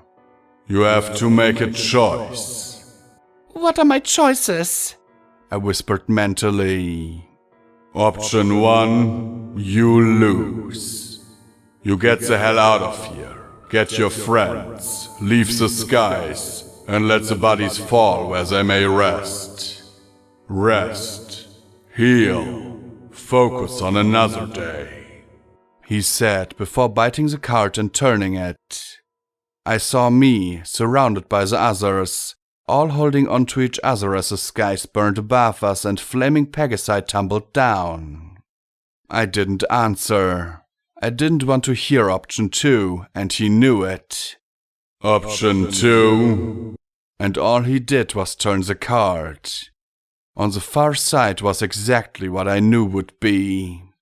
I wanted to look away, but I was frozen, staring at the thing I was terrified of. I don't want to, I whispered, a false protest. His eyes narrowed scornfully. Pick, or let some pony else pick for you. Lighthoofs, Hoarfrost, or Dawn, probably. Only I doubt you'll like that choice. He replied, tossing the cards in my face. Either way, stop sitting there whimpering. You don't have time to waste. 45 minutes, maybe less. I don't know if it'll work. I don't even know if it's possible. I protested, grasping at anything that make my choice easier. Steel ponies in your pip-buck, as am I. I can interface with it and help move things along. He replied quietly. I've been there when you've been worked on in the past. I know which files to use. I left SATS and stared out into the hazy chamber. I'd already given a few pounds of flesh. What were a few pounds more? Only all that I had left. Ante up, I whispered hollowly, not sure how many chips I had left to bet. talk to me. I said tersely, eyes clenched shut as I stood trapped inside a humming, whirring nightmare. Apparently the machine wasn't used to having a cyber pony already inside, and the technicians were doing something to compensate. That's your talent. Talk. Tell me something. Anything. The restraints around my neck, feet, torso, and tail didn't help matters. They'd had to pick the original Project Steel Pony from my pip-buck in order to access Shadowbolt schematics. The mechanical monster banged and buzzed for several minutes as it retooled itself for the changes. All I could hope was that the dealer was able to guide the process so that I didn't end up some kind of double augmented freak. Apparently, there was quite a bit more in the original file than the mass-produced units, not to mention that I had parts in me that weren't in any file. Are you sure you don't want us to put you under? The technicians asked for the third time. The process is automated and only takes a few minutes, usually, but in your case it might be quite a bit longer. There's an anastical field on, but all the others were fully unconscious for this. I really wanted it, or maybe a nice memory orb to hide until it was all over. The problem was that I was on limited time and I had to get going as soon as I was finished. I'm fine, just get it done. I took a deep breath. Talk to me, chicanery. Tell me something. Anything. I felt the vaguest tugging on my hide between my shoulders and clenched my eyes shut. Tell me about the founding of the Enclave. Well, babe, it's not a pretty story. Bombs fell, every pony died. Even Cloudsdale. Heck, Cloudsdale got hit first. Don't think that didn't hurt, he said grimly, then sighed. Fact is, surface forces were annihilated, but since our cities are mobile, most escaped the initial carnage. We were still in big trouble though, mostly due to a lack of food. There wasn't much in the way of aeroculture back then. Most of the food was emergency military rations while every pony waited for the other horseshoe to drop and finish us off. But it never came. In those years we had Rainbow Dash constantly trying to get us to help down below. She and Scooter Lou were the loudest voices for that. There were lots of others, though, who wanted to take care of our own first. He paused. You okay? I could feel things dripping along my sides. It didn't hurt, but that didn't make it anywhere close to okay. Don't ask that. Keep going. Why didn't folks listen to Rainbow Dash?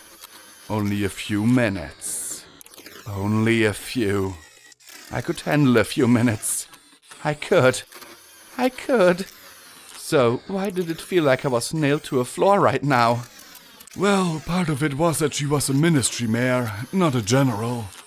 She was always seen as Princess Luna's mascot for the Pegasi. Hell of a flyer, and the only ministry mare with even a sliver of military background. But she wasn't a soldier in many Pegasi's eyes. Just a glory hound and a dirt kisser. So when Cloudsdale was wiped out, the same thing happened now when Mary Pony blew up. Command structures were shattered. There was doubt and confusion. And along comes Rainbow Dash telling every pony we had to risk radiation and worse to help the surface. I think the military flyers resented it. They railed together in opposition to her simply because she was a reminder of everything that had gone wrong. He stopped as my body let out a wet and meaty crunch. Keep talking! I nearly screamed. If they put me out, then there was no telling if I'd wake before the evacuation took place. He didn't, and I could feel things being done to my shoulders that felt as though pieces were being drilled in place. Please! Stress hormones are through the roof, a technician said. Chicanery's voice cracked a moment as he went on. The public was on her side, so the military ran non-stop propaganda to undermine her. They claimed that the surface was contaminated with disease and radiation. Sent down probes to show mutilated life and fields of dead bodies. Anything and everything they could to discredit her. Then the eclipse happened. Folks thought it was the end of the world. Sun and moon coming together like they were going to hit. Kinda quaint now, he said mercilessly as the machine hummed. With the social disruption following that, well, finally it came down to a vote of all the settlements either to cut off the surface permanently or open the skies up and help the surface. Most damning was Dr. Mephitis. He showed footage of diseased zebras eating each other. Sickened the whole room. Rainbow Dash told them all to go buck themselves though and took off on her own. The Enclave got its start there, based on the military. At least it was working. Listening to him was keeping my mind where it should be. Not panicking. Son of a mule! I shouted. Sick bastard probably accessed the cameras in his own prison camp! Hey, that's my ancestor you're talking about there. Chicanery said in mock seriousness. And by all accounts, he was a pretty serious doctor. I don't know what you mean by prison camp, though. Yellow River was a hospital. Wait, he was your... I started to say when I opened my eyes. Oh, that was wrong. In front of me, I saw two bloody metal hands reaching for my face, the ends tipped in hooked blades, tiny pincers, and a panoply of needles. The restraints about my neck stopped me cold as I clenched my eyes shut and did all I could not to teleport away. I really did not want to leave this midway. But then I felt the tugging around my ears and cheeks. And it was all I could do to do nothing as I felt the rubbing that made me want to itch and scream all at once. Then those hands pulled. Nothing could stop me from seeing this bloody hide dangling from the steel fingers, because my eyelids were attached to it. How's she still conscious? She should be having a heart attack right now, I heard one technician say to another. I didn't want to answer. I could feel my own blood dripping over my face. Then a clean hand returned with a plate of metal and pressed it to my face. Alicorn modification? Seriously? Some pony decided to make augmentation designs for Celestia and Luna? Not them, but for whatever alicorns were created by Twilight's potion, I suspected. After all, what was better than a flying magical pony, but a flying magical bulletproof pony with beam guns? Or, who knew, maybe there was a plot for cyber pony princesses? At this point, I put nothing past Goldenblood. The metal plate was being fixed to my face, covering my muzzle and head before being screwed in place. I couldn't blink. I had a disturbing sensation that I wouldn't ever blink again. Waves of magic rolled over me as the machine whirled and banged, augmenting me for the last time. Any more, and I'd be Dawn. Ugh, foreign magical material detected, one of the technicians shouted. Don't worry, the pot will flush it, replied the other. It's in her uterus, the first snapped. You skies above, I think she's pregnant. What? I ignored the cutting, the whirring, the dripping, and the part of my brain that imagined what I'd look like when this was over and focused on that word. Pregnant. That's impossible. I have a contraceptive implant, I shouted. Check again, a technician snapped. Not from what my systems are showing. Looks like it implanted in the uterine wall recently. Hormone levels confirm, the mare technician said. I might be able to override. Do you want to keep it? Oh, Celestia, she was asking me this now? Now? I had parts of my body being rearranged, a weapon to destroy an enemy, to stop a city, to save, and crazy would be easier than reality. Did I want to keep it? Was she serious? Did I? With everything going on, it really boiled down to a yes or no question. I had every reason to say no. Off the top of my head, I could think of 6 or 7 good arguments as to why I shouldn't have a foal, both now and ever. They were reasonable, smart reasons.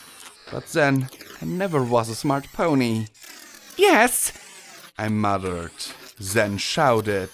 Yes, please, yes! Attempting to override Perch, the mare said as I started to focus my magic to teleport out. It didn't matter if I wasn't completely put together. My priorities had been smashed in the knee with this new knowledge. If I had to, I'd tell Twister what to do, crawl to Thunderhead, and travel in any direction away from danger I could. Maybe see what little Pip was up to. There, it's moving on to finishing up. Thank you, I said, wishing I could cry, but I didn't have tears anymore. What's this? Echo cleanup protocol? Another technician asked as there was more hissing and whirring and doing something to my body. Seriously? The parts are installed. What more is there to do? Don't ask me. It'd take me a year to get through all these designs and files. I think something in her pip pack is guiding these, because I sure ain't. Lighthoofs used the Pegasus production model. I have no clue what this Eclipse model is supposed to be. The pod around me whirred, then fell silent. A hiss of water blew over me, followed by a blast of warm air. Then the front of the pod opened with a hot, wet roll of steam and I slowly stepped out. The half-dozen Enclave soldiers, Unicorn technicians, Twister, Chicanery, and Boo all gaped at me as I walked forward. My EFS was installing new drivers in the periphery of my vision. The only parts of me that could feel open air were my mouth and under my tail. Every inch of me that remained was covered. I wanted to go to the technicians and find out for sure if they were certain I was pregnant. But I also needed to get to the roof. But I also needed... I felt something slipping away from me. This was wrong. All wrong. I'd given up enough of myself, hadn't I? Was there anything left of me? Anything at all? Mirror! I croaked. It was the least of the things I wanted, but the easiest to supply. Baby steps. Chicanery, naturally, spoke up first as he trotted over to a mirror set up against the wall. Some pony had cracked it, clearly not happy with the results. Are you sure? Chicanery asked as he stood in front of it. Don't you want to know more about the Just give me the fucking mirror! I shouted, reaching out with a hoof and throwing him aside. Then I saw the reflection and froze. The mare in the mirror wasn't me. She was coated head to hoof in black armor. The only sign that a flesh and blood pony lay within was a small opening around her mouth, and 2 more for her red and black mane and tail. Angular red plates glowed softly where eyes should be. Black plates covered every other inch of her body, including her cutie mark. Even her horn had been plated in black steel. Between the plates, black cables ran like sinews under the plating. At her sides, a pair of black beam rifles pointed at her own reflection. Mentally, numbly, I toggled through the new commands on my EFS and selected flight. 2 wings, black as night itself and set with large red talismans in the middle of the wing joints, spread from her sides. The control planes resembled feathers, glimmering with tiny motes of red light along the metallic pinions. As the talismans powered up, I felt a sensation of levitation wash over me.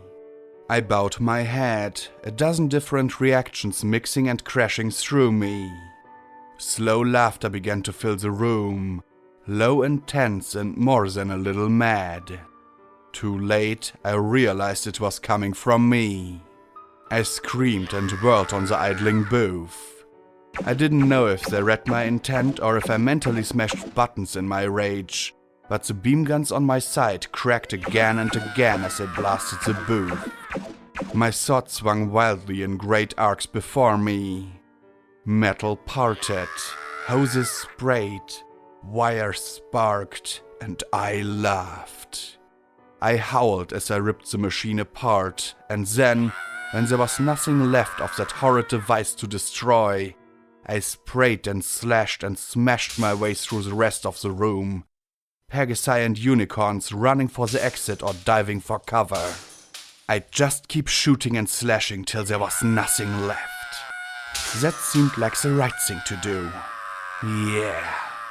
And I whirled, ready to continue my rampage till something finished me off, when I came face to face with Boo. The terrified mare hadn't fled or jumped for cover. Her pale eyes were wide as she sat there, frozen before me. A part of me, the Reaper part of me, wanted to blast her to ash and cut down every pony else just because they were there. Boo should have been the first to run and hide. She deserved to die. They all did. I did. Then the blank stretched out a hoof and touched the side of my mouth. My cheek and lips were all I had left that weren't covered in steel. I trembled, not sure what I'd do next, when she smiled, leaned in, and gave a little nuzzle. She tilted her head, scratched at the ear with her hoof, and then looked to me with her bright, ivory eyes. But... She paused, and then, Blackjack! she said, her voice light and bright and everything I needed right now. I was Blackjack, and her reminding me of it was like cold Huffington rain on my fury. I trembled as the rage that had given me power and action was robbed from me by simple kindness. That Boo had talked at all was a marvel that I'd ponder when the most important half hour of my life was past. Chicanery, Twister, and the others rose from behind crates and doors. Thankfully, I hadn't killed any pony. Are you okay? Chicanery asked in lieu of sane, safe, or their opposites. I shook my head. I look like a comic book villain. All I need are spikes. I muttered. Then I lifted my sword and brought it down where the beam guns met my body, cutting the weapons from me. Maybe it was stupid. After all, I was out of bullets. But I had to reclaim something of myself. Some small inch that wasn't a replacement or addition. I turned to the spooked mare technician. You sure I'm pregnant? The mare gave a hesitant nod. Is the baby okay? She gave a little half smile. Right now, it's a microscopic collection of cells implanted in your uterine wall. Hardly a foal. Her smile disappeared. I have no idea if you'll be able to carry it to term, let alone give birth. You might be better off aborting it now. Odds of a miscarriage are high anyhow. That would have been the safe, sane, and smart thing to do, certainly. It happened from time to time in 99. No pony would know if I did it. Except for me. I'd taken so much out of this world. What would it be like to bring something into it? If it happens, it happens, I muttered, not meeting any pony's eyes. Right now I felt so close to twilight that it hurt. When the pressure was off, would I change my mind? I couldn't think straight about something so monumental. How did it happen? I saw that a copper implant to prevent that. I can only guess that your healing and repair talisman treated it like any other bit of shrapnel or bullet and ingested it. The mare answered, then sighed. If we had some magic and a candidate, I'd suggest a surrogacy spell. You should be fine for a few months, but when the fold starts pressing against your reinforcements, it's going to get really uncomfortable for the both of you. I nodded. Something to keep in mind. I stood and tried to take a more objective assessment of myself, examining at my legs and peering back. Some pony had laser-etched my cutie mark to my flanks. It brought the ghost of a smile to my lips. I had no idea if I still had my cutie mark under that metal, but I could pretend that I did. I don't look like any cyber pony I've seen, I said. Talk to your pipbug, it was running the show, the mare technician said, clearly disgruntled. The pod only used our stuff for parts. I'm not even sure what those are, she said, pointing a wing at the glowing spots of energy on my wings. Some sort of micro-arcane energy repeaters or something. Levitation ruby talismans were incorporated to get you off the ground. And then some pony laminated it all black to make it match your legs. And I have no clue where that came from, she said as she gestured towards my back. What? I asked as I stretched around to see, and failing miserably. What is it? Twister gave a concerned smile. It says security along your back. And there's this little caped pony icon etched on your shoulder. Really? I wanted to blink in surprise. At least I could still smile. Now I just had to get the memories of being in the pod scourged from my memory. Nope. Better to digress and not think about it for now. I needed to get my head together, and something that the white stallion had said stuck to me. I pointed a hoof at Chicanery. You said you were related to Dr. Mephistus? Sure, he never married, but he had liaisons with some unicorns in the tower, Chicanery answered, then rolled his eyes a little. I mean, he was a great stallion. His biography is required reading for every school pony, but he did have a few little personal problems. Right, like leaving thousands of zebras locked up with turrets keeping them pent up while they starved and cannibalized each other. You should visit this little place called Yellow River down on the surface. Might make you appreciate your ancestor in a whole new light. Oh shit. It couldn't be that simple, could it? Okay, thoughts organized. It was now time for some movement. I need to get up to the top of the tower, I said in a rush. I glanced at my wings, but for now I'd rely on four-legged locomotion till I didn't have ceilings to smash into. I pointed a hoof at Twister. You get that stable evacuated. On it, Twister replied, then pressed the side of her head. Blackjack is coming up. Big black and red cyber pony. Alicorn. Look, you just can't miss her. Don't dust her. Then she frowned at me and gestured behind her with a wing. There's stairs back that way. Pass the barricade and watch your head. They've got a lot more above us. She paused, then turned to a soldier.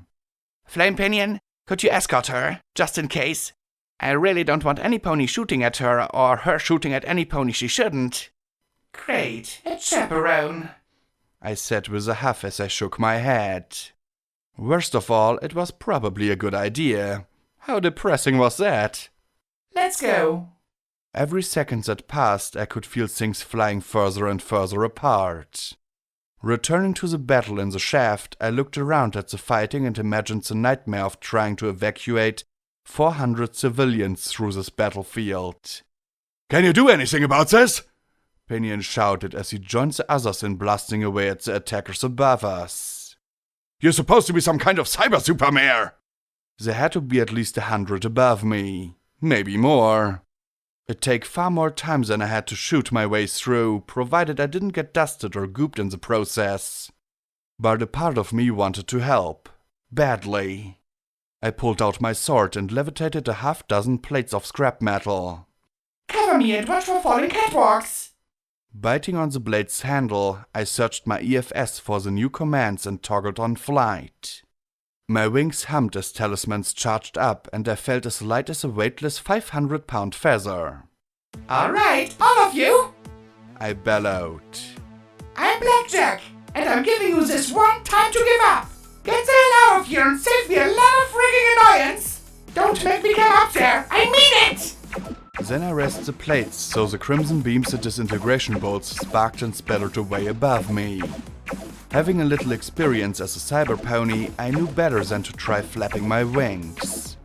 My augmentations were smarter than I was and would handle the movement far more effectively than I could.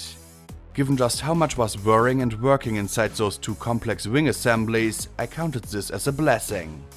I focused on a direction, up there, and a speed, fast, and thrust my wings to get there. What I didn't know was just how fast was. This would have been a very good thing to know before I hurtled my way towards the underside of a catwalk. My plan had been to use the plates as shield and whatnot, but the fact was that I was moving much too fast for that. Faster, much faster than I'd anticipated. I found myself greeting the underside of the catwalk with my face, impacting with a resounding clang and a shower of sparks as I bounced and tumbled wildly, my shield banging and flying every which way. I wasn't exactly sure how many surfaces I bounced off. 4, at least, one of whom was a very surprised cyber pony, before I cut out my wings and let gravity take me to land in a heap on the floor with a great cloud of dust billowing around me. Just when I'd thought I was done, my shields clanked off my body, with the last spinning slowly atop my steel-clad horn. A tiny blue Pegasus in my head bit her hoof to keep from laughing at me as the unicorn with the chalkboard was trying to figure out how the plates had landed on me. At least the little pink pony gave me a 9. Flying was for Pegasi. I saw at least a dozen ponies staring at me, and above me the defenders burst out laughing. That's Blackjack? What a joke! Was bellowed. My baby brother can fly better than you! Called another. Hey, Blackjack! When this is over, me and the boys can give you a real flying lesson! Howled a third. That lasted for all of a second, when the Navarro Pegasi stormed the catwalks in a blaze of gunfire, catching the defenders off guard so they were forced to retreat to the next ring of metal. I watched with surreal amazement as the power-armored ponies stood upside down on the catwalks, using the floor as cover as they drove the defenders back.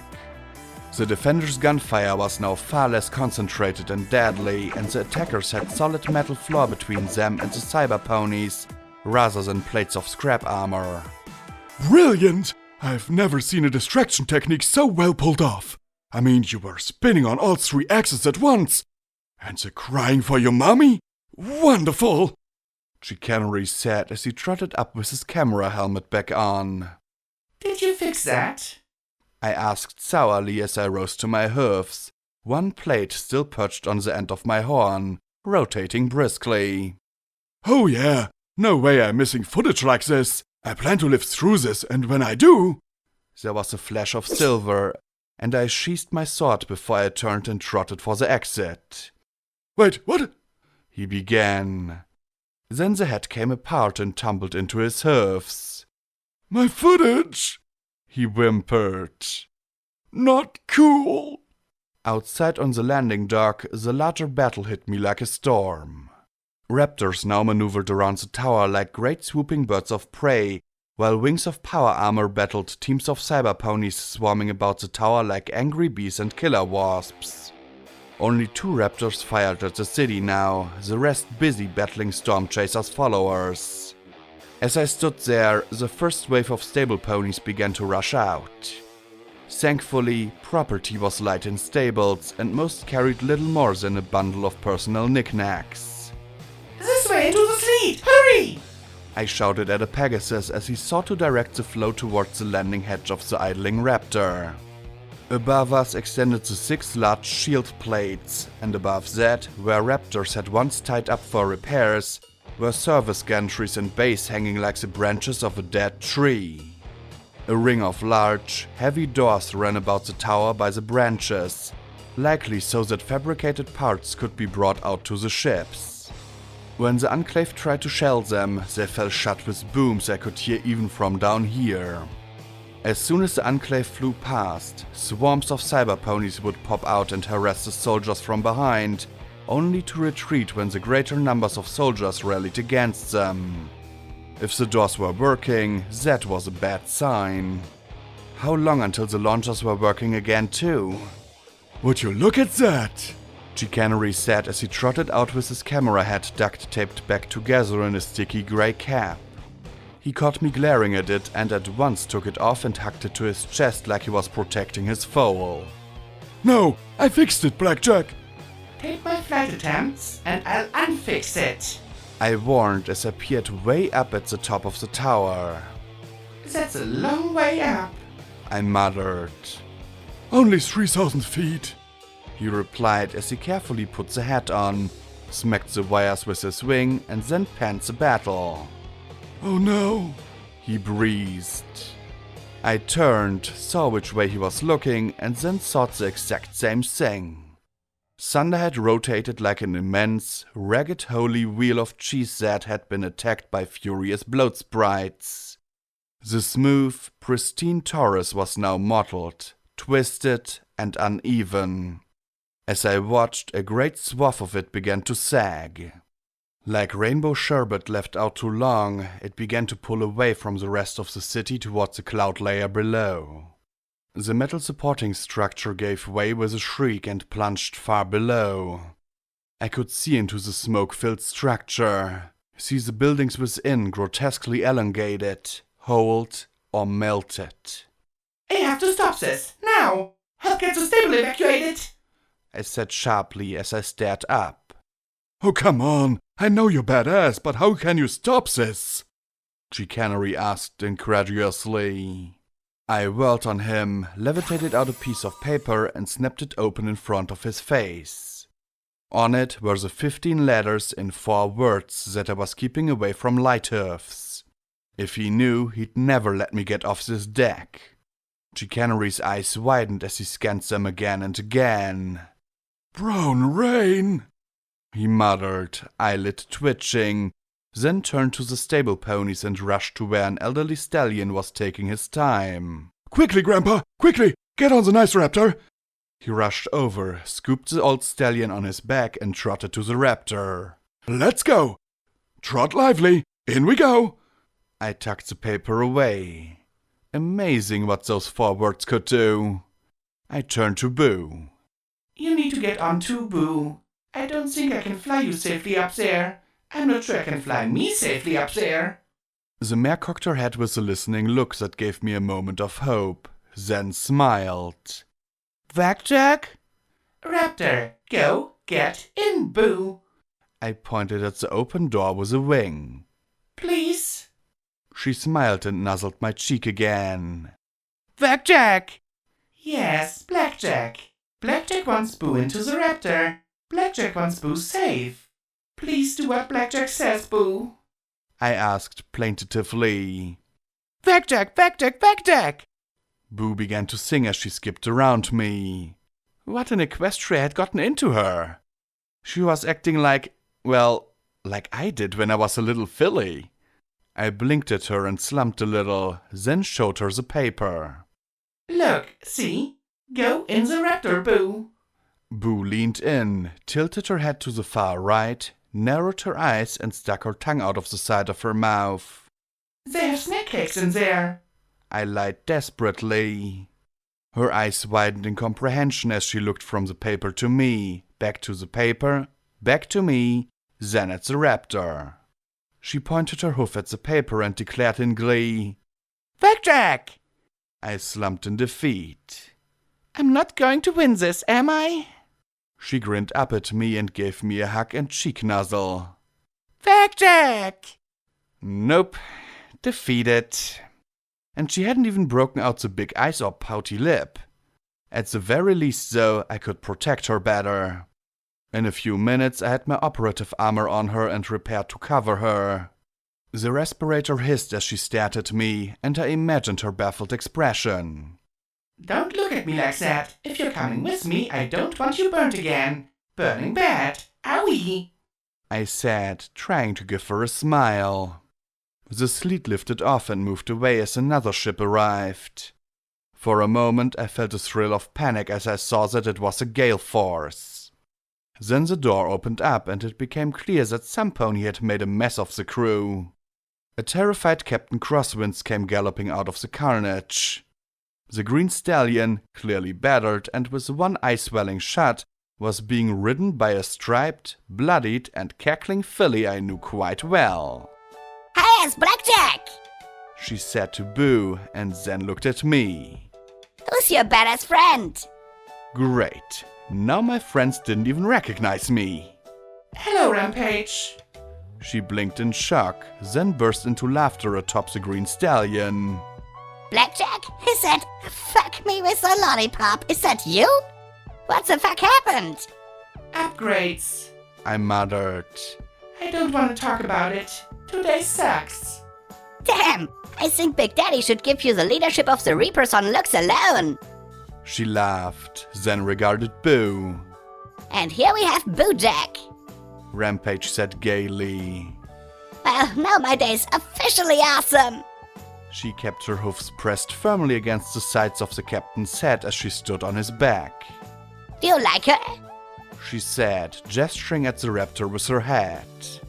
I'm thinking of renaming her the Rampage, loading up with beer and hookers and becoming an Earth Pony Sky Pirate. Then, when I've had my fun, loading it up with all the explosives I can find, balefire bombs and magical waste I can, and flying it right into this great big magic ball the Enclave says is unbreachable. What do you think? Get these unicorns to stable 99 and have fun. I replied, relatively sure the mayor would grow bored with that idea eventually. How did you get on board the Gale Force in the first place? Stormy loaded me up in their big gun and I got to play fun with ballistics. I owe their gunner some oral sex for making that shot. Once I was on board, I cut, stomped and smashed my way to the captain here. I might not be able to fly a raptor, but he can. Isn't that right, Breakwind? Rampage asked, squeezing her hoofs. The battered green stallion cried out in pain. She can't die! I disintegrated her myself and she came back! Crosswinds shouted wildly. Twice! Yeah, Blackjack is supposed to be helping me with that. But she's got that whole life is good shit going on. Rampage said with a disdainful roll of her eyes. He's tried to sell out just about every pony he can to get me off his back. Pansy. Please, I'll be a good captain. I'll go on the straight and narrow. I'll feed orphans and widows. I'll stop cheating on my mare and my mistress and my girlfriend if you'll please get her off my back. He begged. Rampage. I began. She snapped immediately. Oh, don't you rampage me, Blackjack. This shit lies like I regenerate. Trust me, I gave him a chance to play along with a good pony routine. Twice. I got disintegrated for it. Twice. It hurt. She growled between her teeth. And you won't Hoarfrost what you're doing, so now there's a whole lot more shooting going on. I frowned at the battered captain. I'll pay my taxes, he pleaded. I'll resign my commission. I'll acknowledge all those potentially legitimate offspring I've sired. I'll fly to the surface and wash the hoofs of poor wastelanders personally. Just get her off me. I might be able to do that. I began, levitating out a slip of paper, making his eyes widen in hope. If you can get me one of these inside a minute. That... He stammered. I can get you one. Half an hour, tops. We'll yank him right out of the turrets. You can have all 6. Just get her off me. Sorry, not quick enough. Rampage, he's all yours. I said. No! He wailed. Oh, shut your mouth. Rampage said as her hoofs gave another squeeze. Then she turned to me. So, Blackjack, are you really... you said you had one. If I can get what I need to make it work, sure. I sighed, looking up. At this rate, I might have just to cut off one a missile. Do you think that if I'm fast, I could get back and be here for it? She asked. Probably not. I'm using it just as soon as I find one. I replied with a smile. You could come with me, but that require you to leave your ship in the hoofs of some pony who probably doesn't care about becoming a sky pirate. Rampage screwed up her face with indecision. Decisions. Stay and do the right thing and become a sky pirate, or snap his neck and get what I want. She let out a huff. Boo, what do you think? The blank pointed a hoof at me. Blackjack! She can talk? Rampage goggled. Quick, say booger, shit, harlot, batsuva! Trickle-down economics. Pink. What? Boo tilted her head. Rampage, we don't have time for this. I said flatly. Are you coming or not? But I have a raptor now. Sky pirates. But a good chance of me getting killed. She whined as she gestured from the ship to the top of the tower, clearly torn. Finally she blurted, That's not fair, Blackjack. Given everything that had happened to me, I couldn't help but laugh a little. Today isn't a fair day for any pony, Rampage. See to your ship. Sky piracy sounds better than dying to me any day.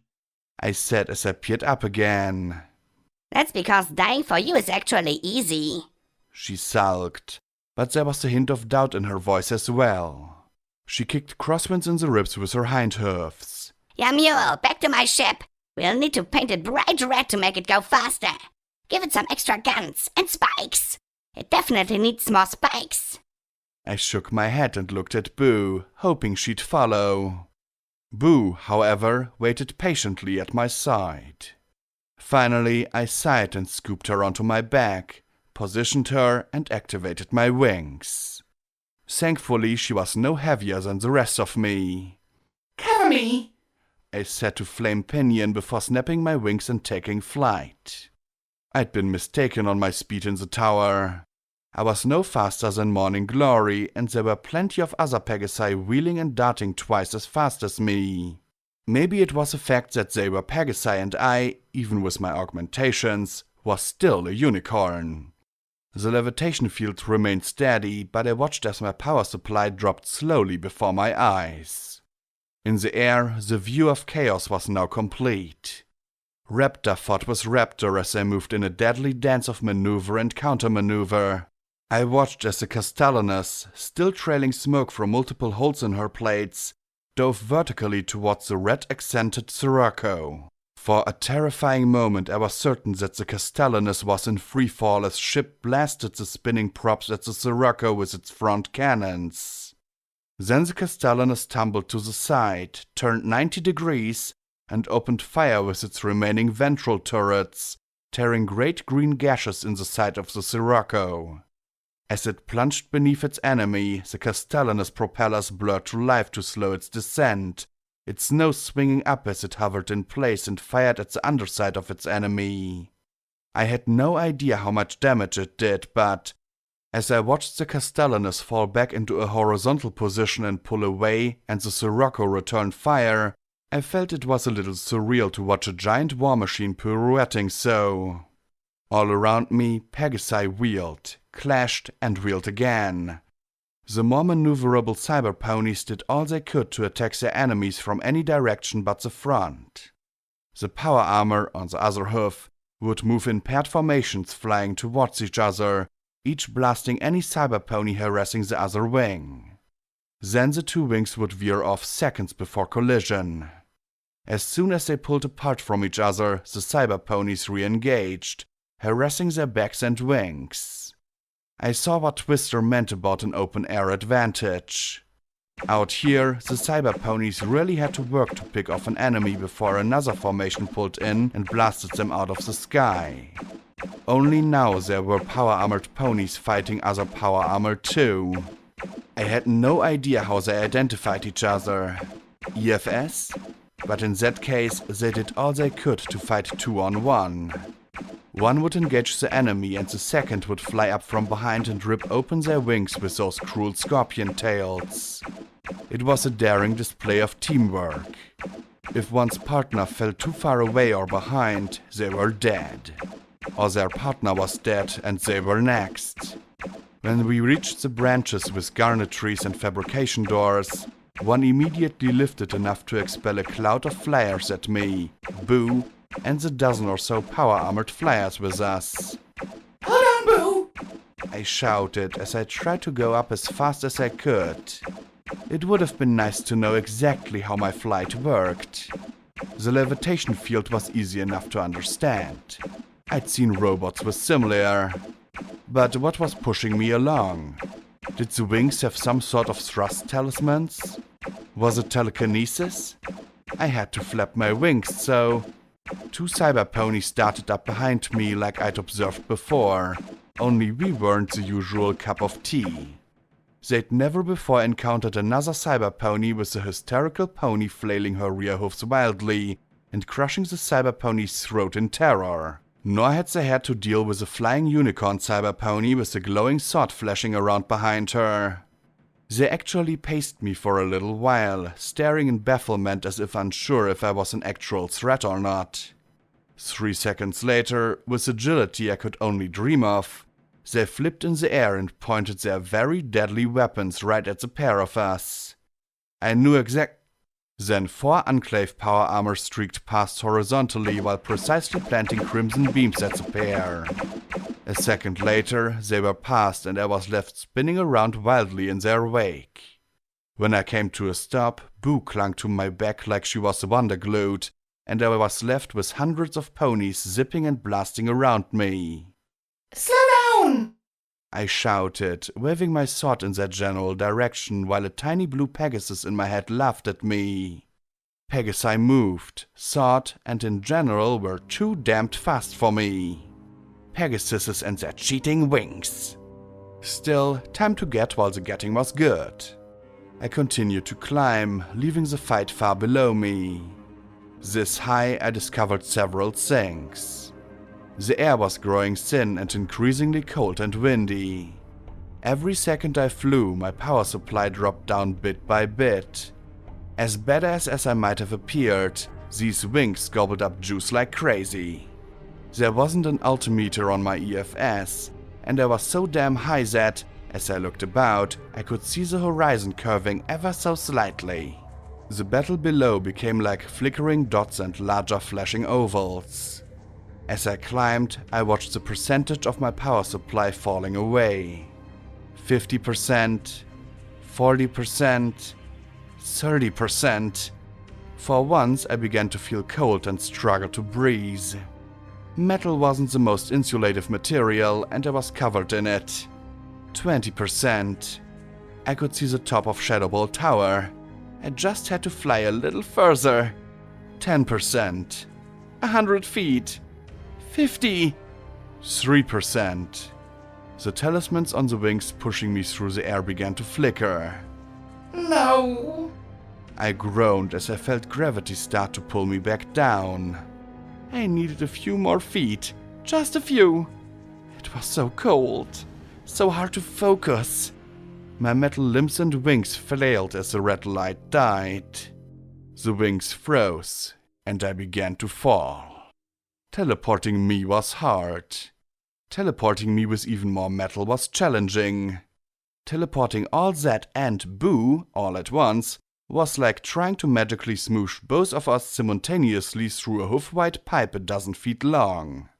Only the knowledge I was about to fall miles to the earth below and the primal and fundamental terror of that accompanied that knowledge allowed me to force a teleportation spell that got me to the top edge of the tower, and even then it was still so far that I was only able to hook my forehoofs over the edge. My horn popped like a blown bulb, and I watched as my magic failed all at once. My sword, hovering beside me, tumbled away to the green core far below.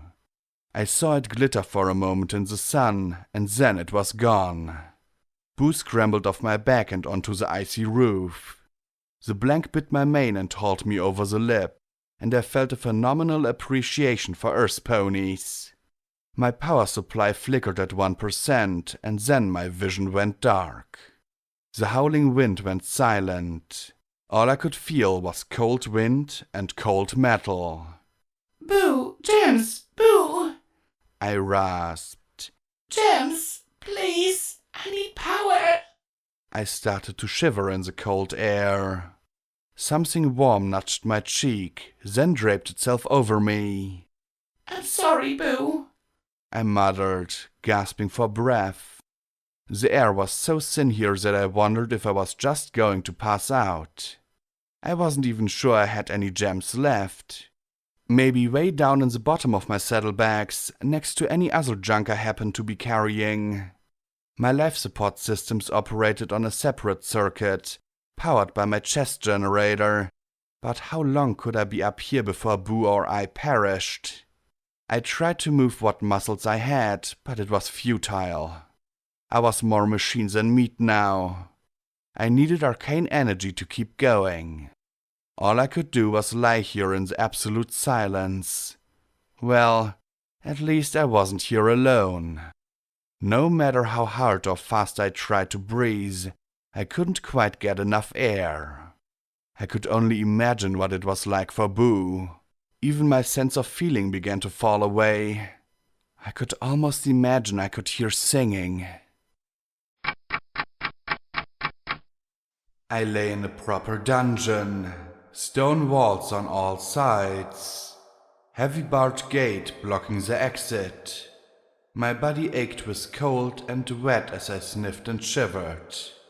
The only thing to mar the effect was an arcane camera set in the upper corner of the cell and the light that'd been on since I'd arrived. Goldenblood is dead, the mayor said, cold and hard and terrible. I shivered, turning to look up at the gate as a cold blue glow enveloped it and, after several clicks in the lock, opened it wide. There stood Princess Luna, though not the princess I had seen before. This mare, older and harder and more imperious than that playful and kind mare, glared down at me with contempt.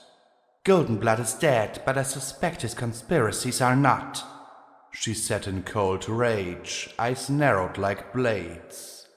I don't know anything about Horizons, I whispered. I told you and Pinky, I don't...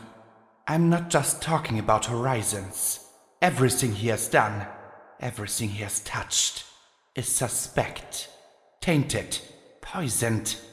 The secret projects, the liaisons in the OAA, the government itself. Everything! She said her last word, bellowing like thunder and knocking me to my face. As I lay there, groveling on the cold hard stone floor, she continued. I will not rest until everything he has ever done is laid open and bare. His association with the ministry mares, his work with the ministry, his back channels with the zebras.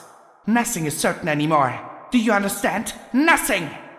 I'm sorry, Your Majesty, I whispered. Sorry? Luna said in contemptuous tones. Do you understand what is happening as we speak? The zebras have made the preposterous claim that we detonated a megaspell in their capital, that we dispatched an agent to Rome and committed an atrocity on their soil. They have produced doctored film of ravaged cities, deftly edited to appear to be their capital, and they are broadcasting them throughout their empire. But why? Why tell such a blatant lie, given that our military reports all our megaspells accounted for, primed and ready to be cast? Her furious eyes glared down at me as she continued, cold as the winter sky.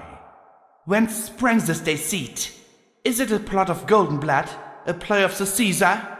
The lives of tens of millions of subjects are at stake, and the only pony I trusted more than any other has betrayed me!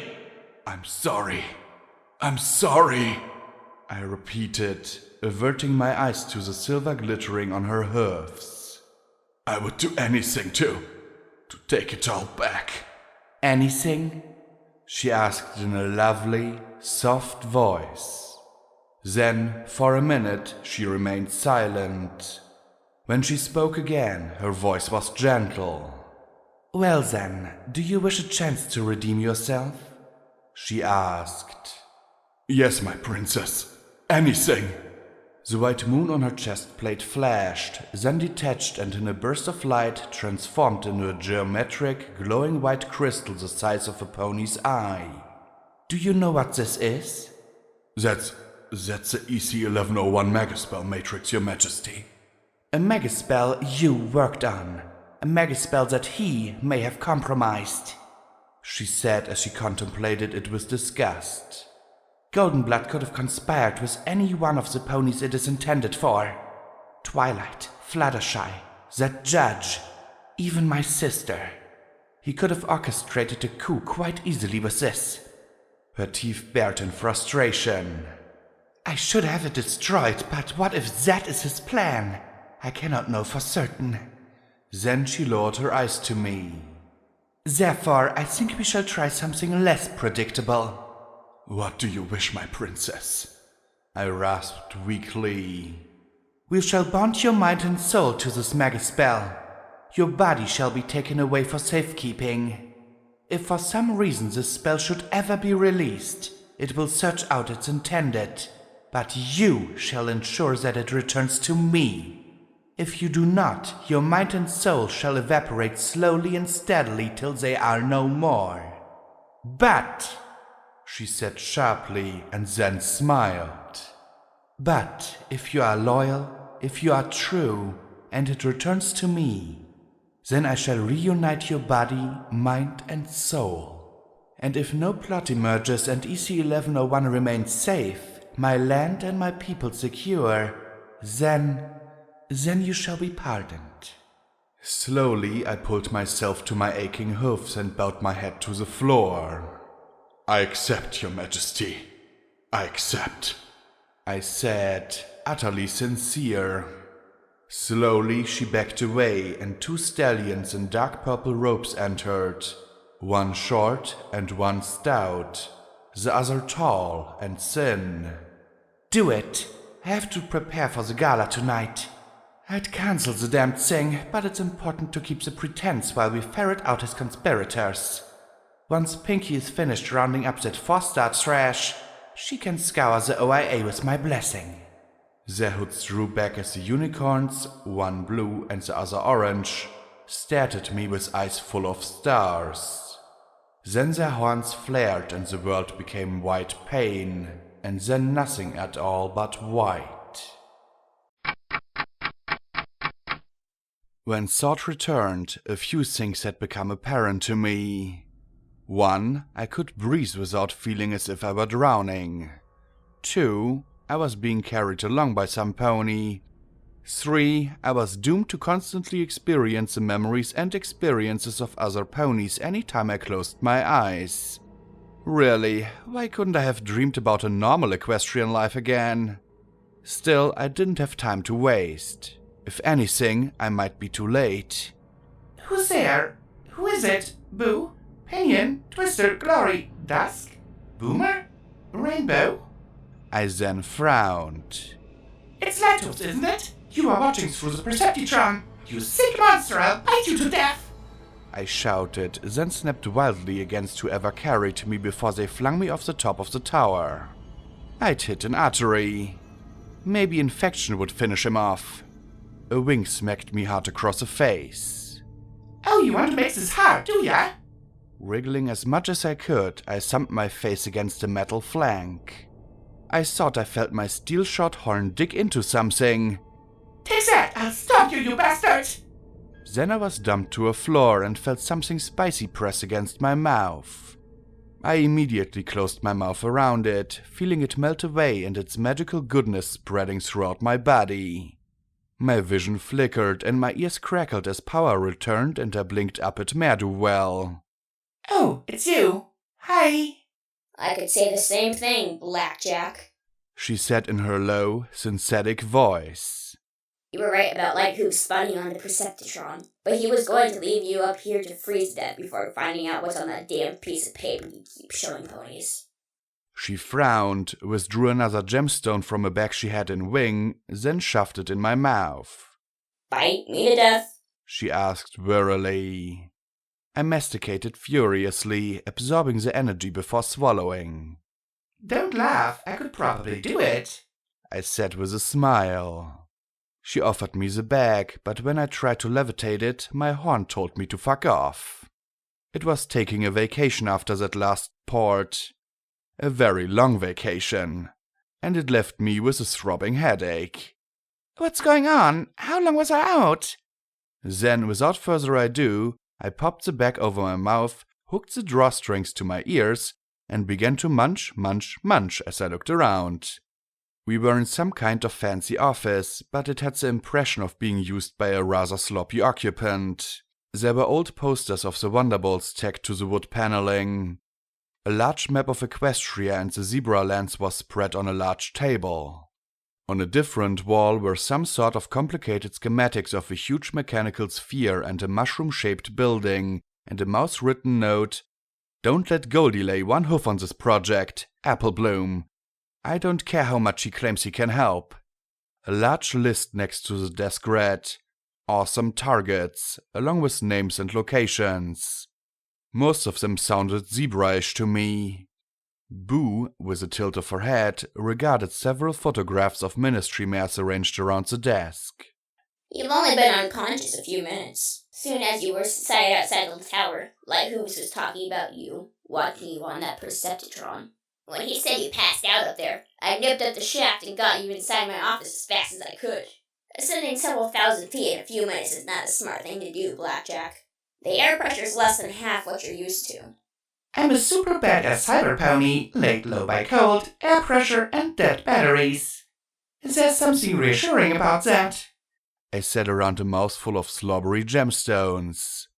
Lighthooves? Planning to launch every single missile in one go. Rainbow Dash said, then grinned. But I have a plan. All the power is being drawn up through an emergency conduit. You take your magical super sharp sword and, in 2 swipes, you won't be able to open a single door. What do you think? I thought it still sounded like a quick route to electrocution. Odd. I normally wasn't the cautious mare. Not that it mattered here. Yeah, about my magical super sharp sword. I muttered, looking away. I kind of dropped it. You dropped it? Rainbow Dash rasped. You dropped it? How do you drop something like that?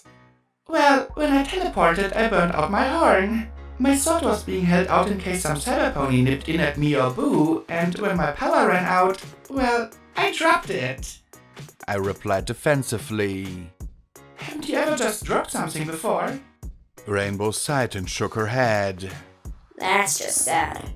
She said as she lifted off and started to hover and pace in the air. So we need a way to prevent 40 missiles from launching. We could blow one up, that'd cause one heck of a mess, but there's no guarantee that he couldn't get the rest off. And he still has containers just full of his plague. He tapped her chin. Plus, we have to do something to help Thunderhead. Actually, I have a plan to deal with all of those too. I sat around a mouthful of gems. Boo pulled out a rainbow-colored wig and, after chewing on it a little, popped it on her head. As I continued to gorge myself like a hungry baby dragon, I fumbled with my bags and passed her the piece of paper. Don't read it aloud, no clue who might be watching. Rainbow Dash stared at it skeptically. Blackjack? Are you crazy? This is never going to work. Where the hell did you find one of these? In my adventures around Huffington. I said with a smile. But you can't just use one. You have to have the authority to. I silenced her as I raised my forehoof, jerked it to flip open the housing, and showed her my pip back. EC 1101 glowed obligingly on the screen. She stared a moment. Oh, poor Sapples, but Blackjack, do you know what it actually does? No idea. I admitted, putting the leg down. I saw how a pony tried to get one to work, so I'll do what she did. But whatever it is, I doubt plagues or raptors will be a problem afterwards, right? Maybe. Rainbow Dash shook her head a little. You still don't have any way to target it. I need a talisman from one of the missiles, or maybe we can yank one from a turret. I replied, extending my tongue to lap up the gems in the very bottom of the bag. That whole bag only got me about half charged. I'd definitely have to avoid long periods of flight if I could help it. I became aware that Rainbow had stopped pacing. What? You're a scary pony, you know that? Rainbow Dash said with a shake of her head. I pulled the back of my face, my mouth coated in a layer of glittery sweet gem dust. Who, me? She sighed and shook her head as I licked the residue away, then I dropped my eyes. Hope I'm not too scary. Honestly, look at me. What is Glory going to think? Did you treat her differently when she resembled me? Rainbow Dash asked. You don't look like a bad villain from a B-rate film. I countered. True. So long as your friends know you're still you, you should be fine. Rainbow Dash said. I just wish my friends were here. I muttered. I know we had to split up, but... Rainbow Dash sighed and gazed at the pictures by the desk. Welcome to the club. We have crumbled cookies and spilled milk. She shook her head hard. Anyway, time's wasting. What's the plan? 1 second. I said, putting the bag in my saddlebags and trotting to the desk, finding a piece of paper and a pencil. Then, closing my eyes, I scribbled out the instructions. Lighthoofs might think I was unconscious, but he also might be watching through my eyes right now. When I finished, I folded it over and returned to Dash. Boo? The blank pulled her head out of a file cabinet with a snack cake in her mouth. In a trice, she ripped open the package, flipped it in the air, and caught the cake in her mouth. Chewing happily, she trotted to us as I passed the paper to the purple armored mare. Dash unfolded it with her wings, then stared. Whoa, Blackjack, you have terrible mouth writing. She scanned the list, nodding. Okay, I can do that, and probably that. But will your friend here be able to do her part? She seems kinda... She's fine. I said, turning to Boo, hoping I was right. Boo, listen to me. You have to stay close to Rainbow Dash. She's going to find something that's very important, and you need to get it to me. Okay, Boo? I'm counting on you. I stared into her eyes, trying to will her to understand me. She tilted her head. Fact check? Then she nuzzled my cheek and pulled her head back with glittering sparkles on her nose. I whirled to Rainbow Dash. She's good. She's all over this, I said with a grin. The most convincingest grin I ever grinned. Right. Rainbow Dash said skeptically. Well, let's get going. No time to wait before we do something completely stupid. She started towards the door, but I hesitated. There was a small room to the side of the office, almost an alcove, that was clearly a media center of some sort. 6 monitors were dark, but the 7th had an OIA symbol glowing. Slowly I approached, the ring icon flickering and disappearing, and something new appearing on the screen. EC1101 detected. Update routing. YN. I stared at it as Rainbow Dash and Boo waited by the exit. 1 second, I need to take care of something, I said and tapped the Y key. Once again I was treated to a digital light show as the information was transferred to my pip-buck. When the transfer ended, I saw that the navigation tag had been updated. But no matter which direction I turned, I couldn't see where I was supposed to go. It said Row Bronco HQ, but then I looked straight down and saw the little icon directly between my hoofs. Oh, well, I was certainly dressed for a trip to the core. Hey, can you put me through to Glory? I asked. I want to see her again. We don't have time for this. Rainbow Dash objected. Any second, he'll have all those missiles loaded and be set to fire. You know what I'm going to do. Don't you think that Thunderhead deserves a little warning? I asked. You can't use your broadcaster because of the Perceptron. Rainbow grumbled as I tried to connect to Moonshadow's lab. The screen flickered a few times, and then there was a ping and I saw the astronomy lab rack. Equipment lay scattered over the floor, and there was smoke in the room. Glory! Moonshadow! Is any pony there? I shouted, but no pony answered. Looks like the science ministry got hit. Rainbow Dash said grimly. I didn't give up. I know another pony who might answer. I contacted Morningstar's lab. I heard ponies talking in the background. Hello? Is any pony there? Dr. Morningstar? While the equipment had fallen over, at least there wasn't as much smoke. Then a drop-dead gorgeous mare stepped into view of the monitor, and I just stopped thinking for a moment as her long, luxurious mane swayed back and forth and gorgeous eyes blinked slowly and sensually. She asked in a voice that melted butter. Yes, trying to sell valuable research here. Rainbow Dash thumped my rump with a clank and got my brain to engage. I need to speak to Dr. Morningstar. Yes. What do you want?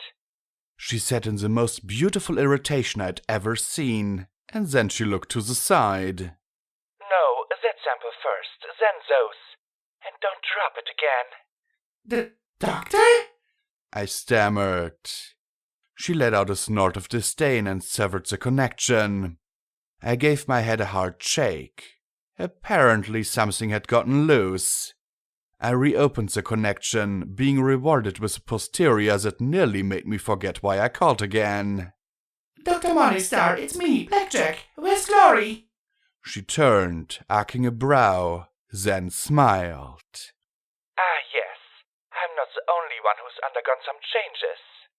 She put on the doctor's, her, thick glasses, and the effect snapped me out of my last days.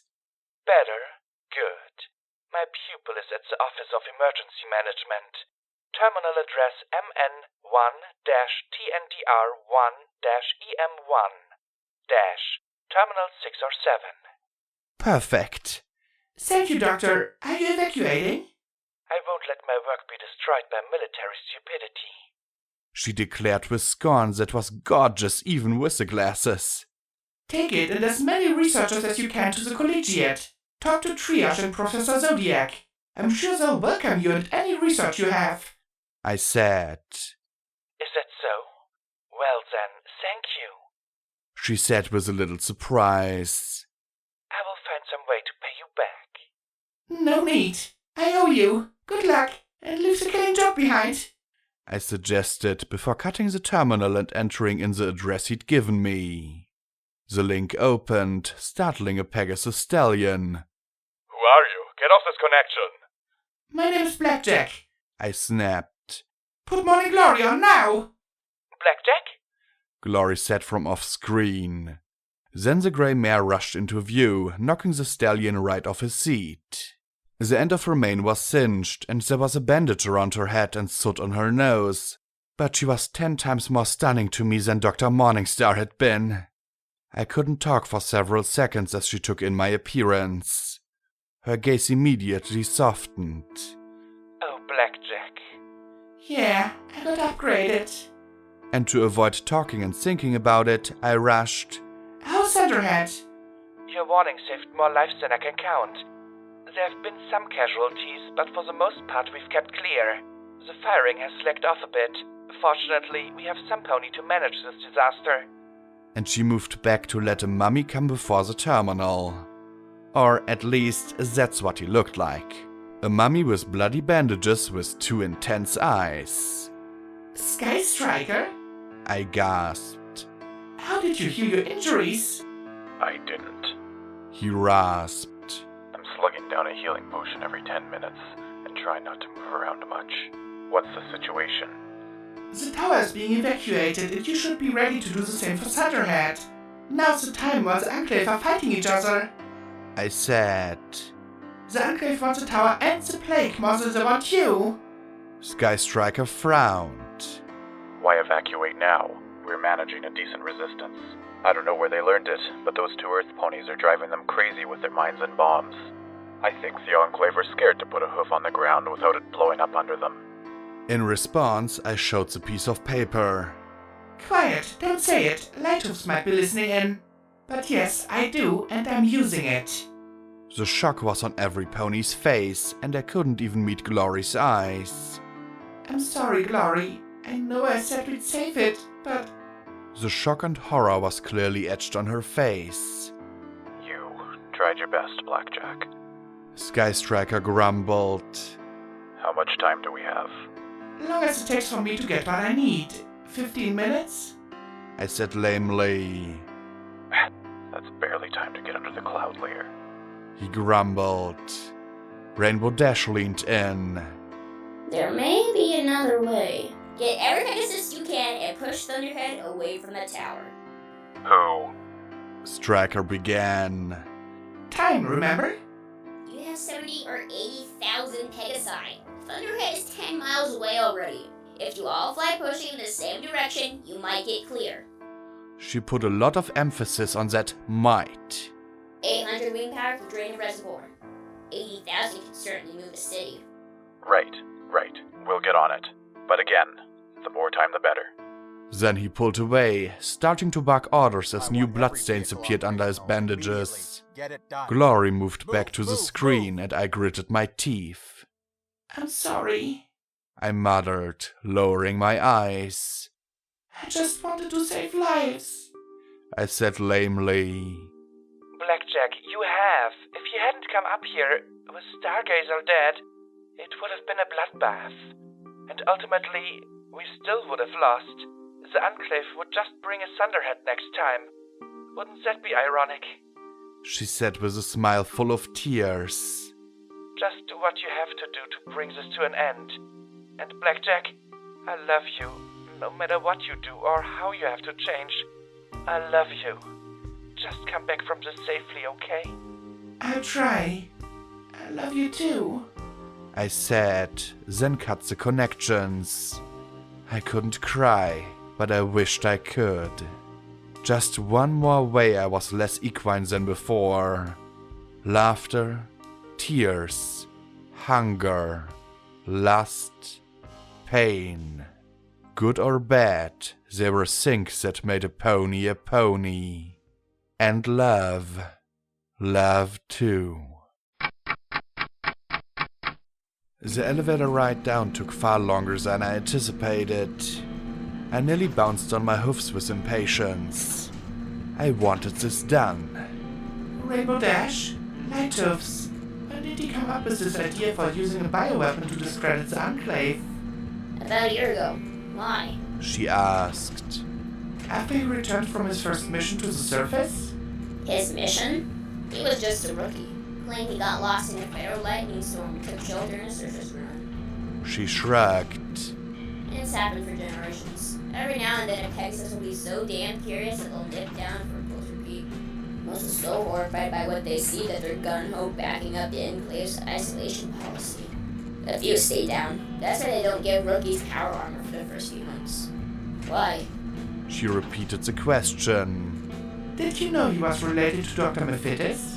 I asked. No. Does it matter? It did to him. I said simply.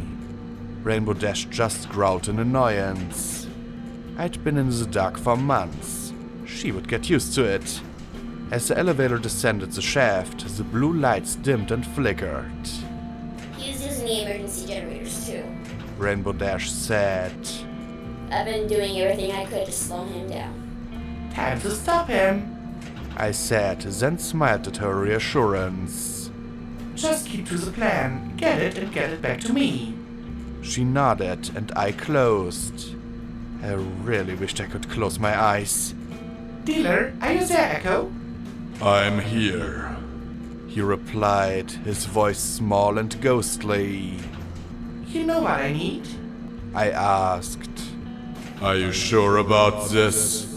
Do you have any idea how many ponies you might kill? He whispered in my ear. Probably less than he will if all these missiles fly. I countered. Can you get it set up? I can. Will you accept responsibility for those who die here? He asked, his voice tense and on the edge.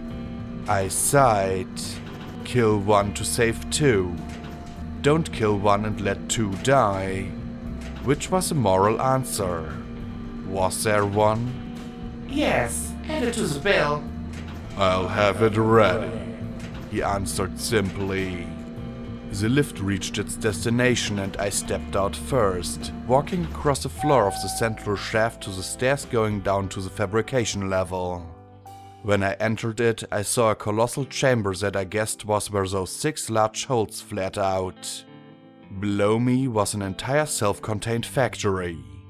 A smelter set in one quarter, then large machines equipped with rollers and stampers and cutters. A machine shop in a second quarter had cyber ponies welding and cutting. A third quarter was dominated by racks and racks of talismans and electrical equipment. The last section had a large transformer from which dozens of thick cables ran overhead to each door and launcher. The astringent whiff of ozone was in the air, and every now and then there was a loud snap and shower of sparks from the hanging lines. Above these four quarters, around the perimeter of the factory floor on elevated frames, sat the missiles. Each one looked to be 40 or so feet long and 5 or 6 feet around. A large round intake sat atop the fuselage, and a pair of 5-foot-long wings swept back 2/3 of the way from the pointed nose. A pair of smaller wings were near the front of the missile, and a vertical wing towards the back gave me the impression more of a big sleek paper airplane crossed with a dart than of a missile. I also wondered who in the Zebra Empire demanded all their equipment to be striped. A little white pony in my head sniffed disdainfully. Each missile sat in a launch cradle, a half tube with a vertical plate on the back, before a large metal door. Barrels and square parts were strewn haphazardly across the floor around them, the very doors the cyber ponies were using to harass the Enclave. As I watched, one of them rolled up in 3 seconds to emit a half-dozen flares and then closed just as quickly. Each launch cradle rested on hydraulic pistons that kept it in place. In the very center of the huge space, hanging from the ceiling, was a lit round room with windows in every direction. A large crane on a rail looped around the room, and from it dangled huge plastic tanks attached to hoses that sloshed with bilious brown contents, hoses that were used to fill the warheads of the missiles. I knew where I'd be if I were Lighthooves. I walked towards the center of that factory. As I passed, cyber ponies halted their work and just stared. None of them took any shots, though. I didn't know if it was because they were intimidated, tired, or had been ordered not to. Many looked stressed to the point of breaking, with shaking hoofs and haunted stares. Many didn't seem to have the full conversion others did, and I wondered if they'd been augmented against their will, thrown into the machine, cut to pieces, and made stronger. It's her. We should attack, right? A blue Pegasus colt, not much older than Scotch, stammered as his eyes darted around the room. No, there's been enough attacking. It's time to talk. I replied. Talk? A mare hissed. What is there to talk about? You're the enemy, all of you, muttered the stallion, but at this point he could have been addressing me or the entire room from the way his augmented eyes swept the crowd. The real reason Lighthooves made you into what you are, I said as I looked up at the control center. The Pegasi began to murmur to each other, but they weren't taking their eyes off me. He's lied to you. This isn't about Plagues or Thunderhead or Navarro. This is about him. It's always been about him. Maybe it was the resigned note in my voice, or that I was a pony in the room with the least flesh remaining. One by one, red bars winked to blue and I continued past them. A spotlight on the bottom of the control room suddenly painted me in its beam. That's far enough, Blackjack, Lighthooves said over a loudspeaker. I suppose this is the point of our climatic battle. Good versus evil, light versus darkness. Well, I'm sorry to disappoint you, but I'm afraid that I'm pressed for time. The Enclave has attacked a helpless civilian target, and they shall pay dearly for it. I could almost read it like a script. I went to Yellow River, I called out to him. But then you wanted me to. The light snapped off, and the door to the control room opened. Lighthooves emerged onto a landing. He still looked more flesh and blood than I, but then again, the measure of a pony wasn't in flesh and blood. Yes, I know. I saw what you did. Your demonstration of physical prowess was most inspiring. I never really knew why you pointed me to it. That note you left wasn't just for me, though. It was for any pony who came after you. You wanted some pony to see the camp and know what Mephistus did. I activated my wings and kicked off the floor, levitating up towards them and setting off a murmur among the watching cyber ponies. But that wasn't enough, was it? You knew that even if Dusk or I went to Yellow River, the truth wouldn't get out. They'd ignore it, or bury it, or bury you. History has ever been the servant of tyrants, Lighthoofs replied. What hope has the truth against such odds? His grandiose speech matched up with what Dr. Octopus had said. Melodramatic, immature. I could stall him. Time was my greatest asset at this point. He gestured with his head at the control room and stepped in, with me following. While his back was to me, I flipped open my pip bag and pushed a button. If he spotted my movement, he didn't say anything. So, did you put it all together? Standing this close, he was a wreck. His eyes were sunken and bloodshot. You tell me. I replied. You found out that you were descended from one of the Enclave's heroes, the genius doctor who prevented the Enclave from making a terrible mistake and returning to the surface. And you took pride in that lineage. And somewhere in researching your ancestry, you found out about Yellow River. So at the first opportunity, you went down looking for it, to stand in the place where your ancestors stood. As a descendant of Twilight Sparkle, I'm sure you can relate, he replied, then smiled smugly. Oh yes, I've done my own checks on you since we parted ways. His eyes were calm, almost serene. Around the room, papers were thrown all over the floor. Tapes and memory orbs were cast across the controls like garbage. I can, I said. More than you can know. I know that Twilight did some messed up things too. Ignored people she shouldn't have. Hurt people she shouldn't have. I narrowed my eyes. So I have to give Mephitis credit. He committed atrocity on a whole other scale. The calm broke and Lighthoofs hissed at me, spittle spraying. He left them. He took his ill-gotten gains and left them. Left them to starve. I saw the security footage of the automatic turrets left behind.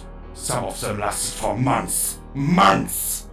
He hissed at me, outrage etched in his face as his spittle speckled my visor. I continued, calm and cool. But he was a doctor, a virologist, and most importantly, a pony the Enclave could use. I watched the serenity settle over his face once more. It's one thing to argue about whether you should or shouldn't return to the surface if it's easy to do so. It's another thing entirely if the surface is too deadly to risk. I said, and we slowly started to circle around the edge of the control room. The Enclave has milked that propaganda for 200 years. 200. Lighthoofs said with a smile.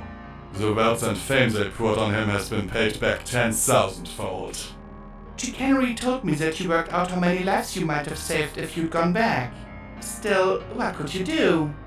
I continued. Who could you tell? It wasn't enough that you knew. You couldn't just take that knowledge and be a better pony. Not you. No. You had to act. I said as we walked.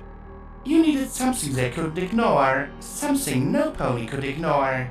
You needed something so monstrously huge that it couldn't be covered up. So you approached Rainbow Dash with a plan.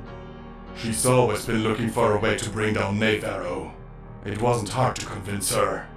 He replied with a tired, almost rueful smile. And for a time, you gathered the pieces. The plague, the delivery system, the targeting talismans. Everything you needed.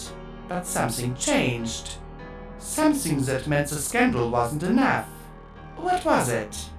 I asked. He laughed quietly a moment.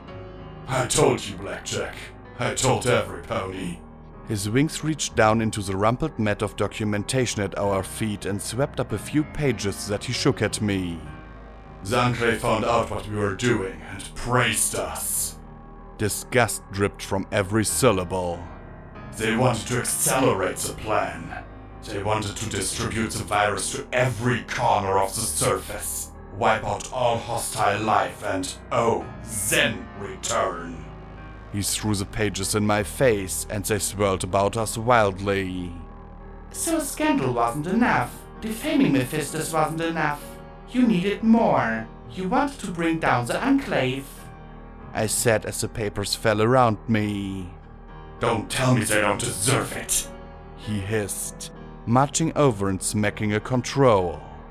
One of the monitors lit up, showing a scavenger city being blasted by magical energy weapons. I watched the foal get disintegrated right before my eyes. To my shock, I saw little Pip, tears streaking her face, trying to collect the dust. I got that from a contact yesterday. They targeted children, Blackjack. I tore my eyes from the screen and returned my attention to Lighthooves. You had it all set up. You weren't going to create a scandal. You were going to create a crisis. After Mirai Pony things were unstable, there was fear and doubt. You were going to hand over all the evidence with every camera rolling, give yourself over to a huge trial, make Thunderhead the hero that saved the Enclave from Navarro's mad agent. I paused, we both stopped, and a vein began to tick in Lighthooves' temple. Only you murdered the fucking counselor! He roared at me, eyes wide. Did she come to arrest you only for you to slaughter her? Or was her death planned in advance as a way to spite me? She might not have been a good politician, but she was a caring pony and a friend. it wasn't me who killed her, Lighthooves. I said, knowing he wouldn't believe me and not really caring anymore about whether he did. But her death did fuck up your plan, didn't it? Stratos wouldn't have investigated like the counselor would.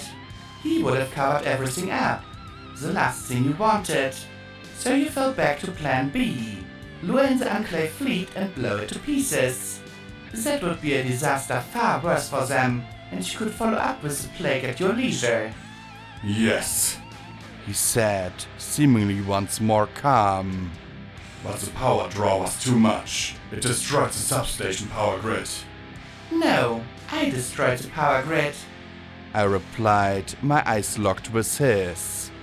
His were, at least, still flesh and blood. Still windows to a soul in torment. We both stopped our circling. How? He spluttered. I smiled grimly. You don't know the whole story, Lighthooves. You don't know about Dawn, Cognidum, or the Tocomare. You're not the princess. Peace sing on the board. You're just a pawn, too. Or Azos horses. Or maybe one of the castle thingies. Okay, I really needed to learn the game if I was going to keep up with the chess analogies. Point is that there's way more going on than just you and your personal issues. I see. I must admit, I am bored as to why you would side with Navarro. He began. I'm not siding with them. I snapped, cutting him short. You self-obsessed little colt. Did it ever occur to you that there's more sides to this than just you and your petty bloody ego trip? I asked, my words seeming to stun him more than mere blows. You can make all the little speeches you want. I'm going to destroy this plague, those raptors, and you. Possibly a great deal more, but definitely the first three. I finished quietly. For a second, there was doubt. For a second, I hoped sanity would prevail in the end. Then his features turned hard and skeptical. Oh, are you? You seem so very certain you can. Well, I'm going to have to disappoint you. Those missiles are going to fly as far as they possibly can. I'm even sending a few to the zebras just so they can enjoy the fun. He said with a laugh that just made me feel fatigued. With Project Steel Pony, our own people will be safe, augmented and immune to the plague. Every pony will know the truth. All the lies will be swept away and finally, it will be over. Why? I asked tiredly, knowing the answer but hoping that somehow, some way I was wrong. In my EFS I saw 2 blue bars moving about. Hopefully one was Boo. I put my forehoofs on a chair in front of one of the terminals. I told you, for truth, for their crimes, he cried back at me. Don't give me that Brahmin shit! I snapped back. Look at me! Look at what I've done to myself to stop you! No more lies! Tell me the truth! do it, I mentally screamed at him. He wanted to. You owe me that much! Because I hate everything! He snapped at me. I hate the Enclave for its hypocrisy and lies. I hate Thunderhead for its muddling compliancy. I hate the surface for its savagery and weakness. I hate the past for all that it's done to us, and I hate the future for all that it's denied us. I hate every drop of blood in my being. Most of all, Blackjack, I hate...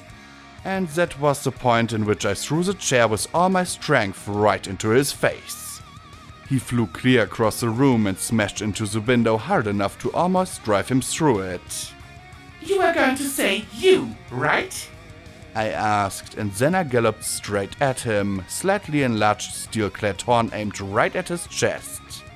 He brought up all 4 hoofs and caught my skull, deflecting me to the side. I smashed my shoulder into his chest, and together we went flying through the window. We tumbled in the air over the factory, and at least 100 cyber ponies stared up at us. Doc Ock was right, I said as I hovered. Well, bobbled. immature and self-destructive as fuck. Lighthoof swept his hoof at me. Shoot her! They all continued to stare up at him. Kill her! A few more minutes and it will be done! Everything will be done! Still, not one of them moved, and I smiled at him. What are you doing? He asked in bafflement. Mulling compliancy? A mare asked in an angry, low voice. You set this all up? A stallion growled as he pointed his guns at Lighthoofs. You said this was for Thunderhead's freedom. He slowly looked around. How? You don't understand. It had to be done. You told me it was for my children. Another mare shouted. Why? He stared at a sea of very angry cyber ponies, then gaped at me. I flipped open the panel of my foreleg and showed him my broadcaster. You wanted to confess your sins to the world? Well, now you have. I'd forego burning off his cutie mark and branding him a Dashite. He didn't deserve it. The cyber ponies were falling apart. Without the lie of the nobility and necessity of this, the reality of what they'd sacrificed for him was coming home. I heard some ponies screaming in shock. Others wept, and some just sat there in stunned disbelief. I looked at him and saw a pony who'd lost everything. Everything. Such a waste. I turned to them. You need to get out of here, fly to the surface, get to the collegiate. Maybe some ponies there can help you, but you can't stay here. We can still kill him! One yelled. Another roared. Let's rip off the flesh he's got left. Lighthoofs glared at me with utter hatred. You did this. You all deserve this. Command snap strings. Suddenly, every cyber pony around me began to spasm and fall over. Some managed to cry out as they collapsed, gripping their chests with expressions of agony. I thought back to the scavenger and tan pony. Blood spurted from their mouth as they jerked and shuddered. A few fired weapons as they expired, but in a matter of seconds, it was all over.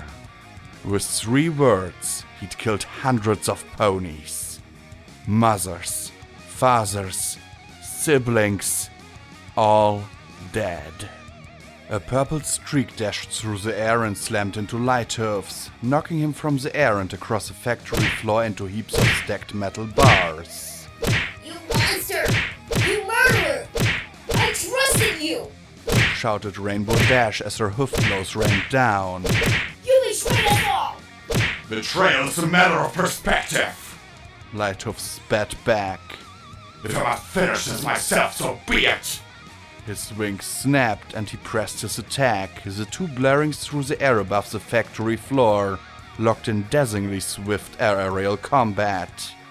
Boo! I shouted as I rose to my hoofs. If all the cyber ponies were dead, then that meant that Hoarfrost's ponies would be here in minutes. From the darkness, Boo trotted out. Did she find one, Boo? Did she?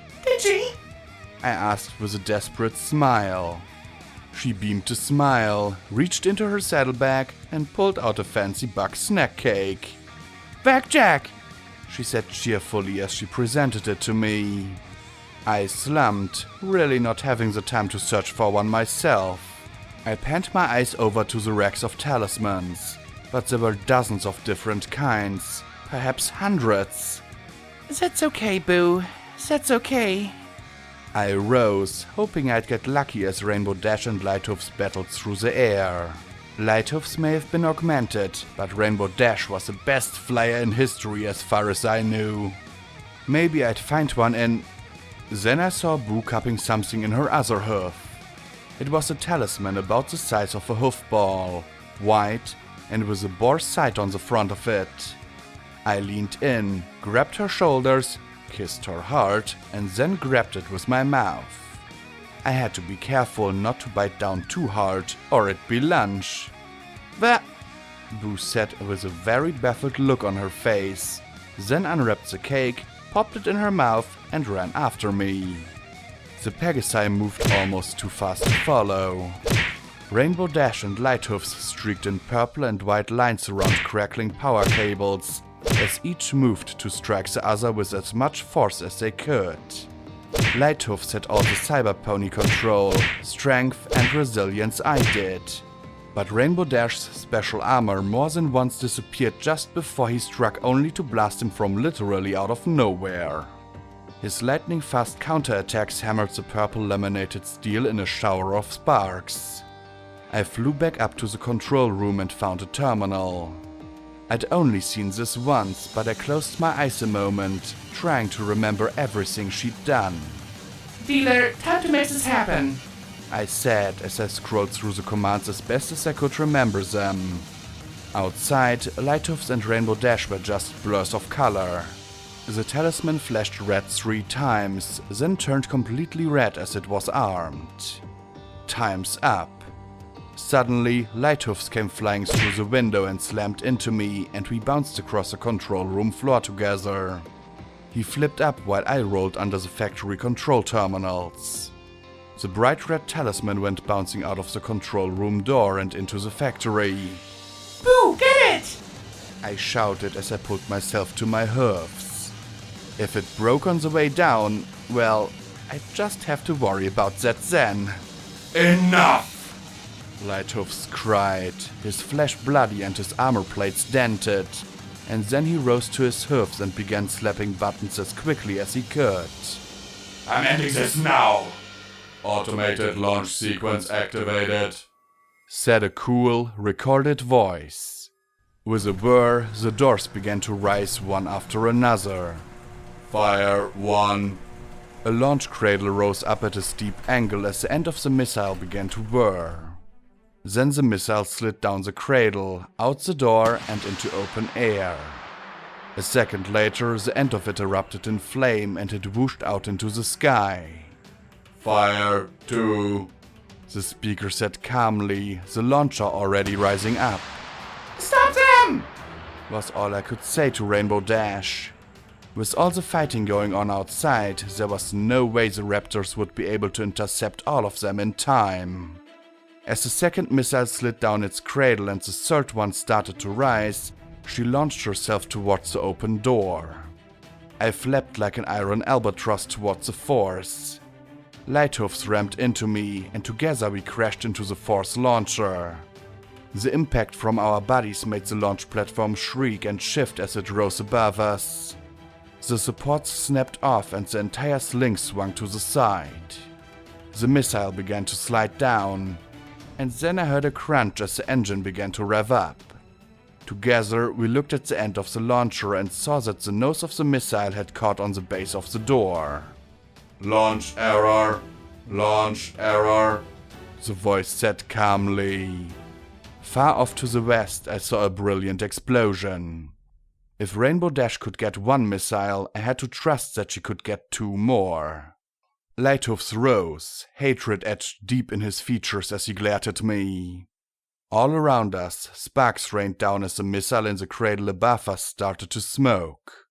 You don't have to do this, Ledger Remain, I said as I stared into his dark features. I've lied. I've killed. I've betrayed, he said simply.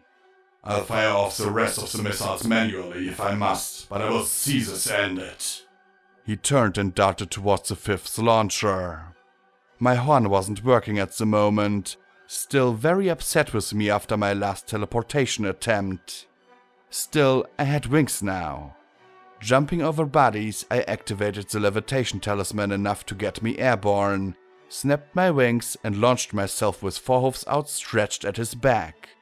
He glanced over his shoulder at me and flattened to the ground so that I sailed straight over him, crashed into the floor and bounced up into the missile cradle. My wings and hoofs ripped into the delicate fuselage, soaking me in something smelling strongly of flamer fuel. This can't end well, I muttered. Then the cradle suddenly tilted, and the missile began to slide down towards the edge. Trailing rainbow-tinted fluids, I ripped free and threw myself over the far side of the launcher just as Lighthoofs made for Launcher 6. The ruined missile tumbled out into open air and, seconds later, I heard a resounding explosion. Plunging after Lighthoofs, I dove once more as his hoofs began working the launch controls. He paused only long enough to deliver a double-hoofed apple bug to my face, sending me flying back into the spent launcher behind me. As the cradle started to lift, I kicked off with my hoofs and snapped my wings once more. Crossing my 4 hoofs in front of my face, I barreled right into the hydraulic lifts of Launcher 6 and sheared them from the deck entirely. Hoofs scraping, I scrambled out from beneath the launcher as it fell over, barely escaping being splattered. The wings and engines of the missile snapped off as it rolled from the cradle and across the floor towards the 7th launcher. Barrels marked lubricant and hydraulic fluid scattered before me, and Lighthoofs looked up in time to see me charging at him. He darted into the air, over number 7 and moving on to 8. The rolling missile slammed into Launcher 7 and split, spewing more fuel across the launchers, the floor, and me. Did I mention that the power cables sneaking overhead sparked? With a fluid hissing noise, a sheet of blue and orange flame spread across the factory floor. I launched myself into the air as the fire expanded towards me. Come on, Boo, find that talisman! Come on, Rainbow Dash, finish those missiles and get back to me! I flapped over 7 and spotted him working on 8's launch mechanism. Cancelling my levitation, I fell like a ton of cyber pony. His wings cracked like a pile of twigs as I crashed down on him and rolled off, getting quickly to my hoofs. Even though his wings now resembled crumbled paper, he didn't slow in the slightest as he leapt into the air and brought all 4 metal hoofs down on my head. My skull rang like a bell as it hit the floor, and for a second I was sure that I'd black out. But I couldn't black out. I had an enemy to defeat and a nightmare to stop. As I shook it off, he once again beat on me with his lightning kicks and blows. But this time I was much more armored. I heaved myself to my hoofs once more, reared up, lowered my head, and drove my armored horn straight at his chest. He reared up and brought his 4 hoofs to my face. And then the ends of his hoofs opened like flowers, 3 fingers and a thumb springing from each. He grabbed my face, latching down onto my horn and jaw, and with a great heave used my own momentum to throw me over him and slam my back through a barrel of fuel that burst like a milk carton with a resounding clang into the metal floor beneath.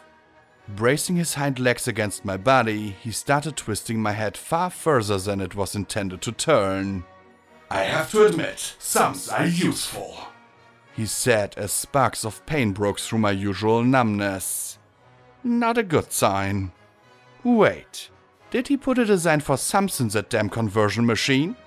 Only one way to find out. I did something I hadn't done in more than a week and tried to pop my fingers out. With a hiss, the casing around the ends of my 4 hoofs peeled back, and 2 black hands emerged. Each grabbed his hind knees and pressed with all the torque they could muster. His legs gave way and, robbed of his leverage, he stopped twisting my head off. I fought my way to my hoofs and he kicked out of my grip with a powerful backflip, landing several feet away. So, what's the plan? We keep fighting until Rainbow Dash arrives or the Enclave crashes the party? I asked. Actually, I'm betting that all those augments draw a lot more power than mine. In fact, I'm pretty sure you've burned through a lot of your reserves. Am I right? He asked with a smirk. Oh crap, he was right. I was down to a third again already. So I charged in, trying for a blow to his head to take him out in one hit. But one thing that hadn't changed was his damnable agility. He deflected, he dodged, he did everything he could to keep me flailing wildly with my hoofs, while he calmly avoided me over and over again. His relatively low exertion wasn't going to eat up my power though. He was running out of time. Any second, some pony else was going to join the party, and it wasn't going to be any pony on his side. So why wasn't he running for the next... A pink pony in my head then pointed behind me with a worried expression. I chanced a glance and saw the spreading flames sneaking closer and closer as pool after trail after splash of rocket fuel ignited. Then I met his eyes and saw his lips spread mockingly. Or we can find out how fireproof you are, Blackjack. That was why. And I'd have to move away from the launchers to get away from the flames. He might get a little toasty, but he wouldn't go up like a candle. He'd certainly still be able to launch the missile. But I couldn't let him either, and in a few seconds it would be academic. And my self-extinguishing skills would be tested. Finally, in both desperation and frustration, I reared back to strike. He just smirked smugly, ready to dodge once again. My hoofs fell on one of the barrels of lubricant, the cylinder rupturing and spraying both of us with slippery black oil. How fireproof are you? I countered, grinning at him. He gaped at me, then flapped, slipped, and slid over to the wall next to the door and a large blue talisman mounted on it. Me flapping, slipping, and sliding after him. He rammed his hoofs against the talisman, and it immediately flashed to life. Fire prevention measures activated, the mechanical voice said, and instantly white blobs fell all over the factory with heavy thumps. One landed right on top of the pair of us, chilling me instantly. I poked my head out of the snowdrift and looked at him as the pristine white quickly stained black around the both of us. He panted, staring back at me, just as filthy and exhausted. The fire was out, the snow steaming from where it extinguished the blaze. Having a few cubic yards of snow dumped on my head really helped cool my anger too. I'd really appreciate it, I said as I tried to wiggle out of the snowdrift and just sank up to my chest. If you just gave up now, before this gets any more ridiculous. I didn't do all of this just to give up. Not for you, not for any pony. He muttered as he pulled himself free. Come on! I whined, still fighting to get myself up. Let me do what I have to do. No more plague, no more missiles. And I might save Thunderhead too. I stared at him, begging him to accept. Would you, after all you've done, after all you've been through, give up simply because your enemy asked you nicely? He asked archly as he stood easily on the drift. He had me there. No, I admitted. Probably not.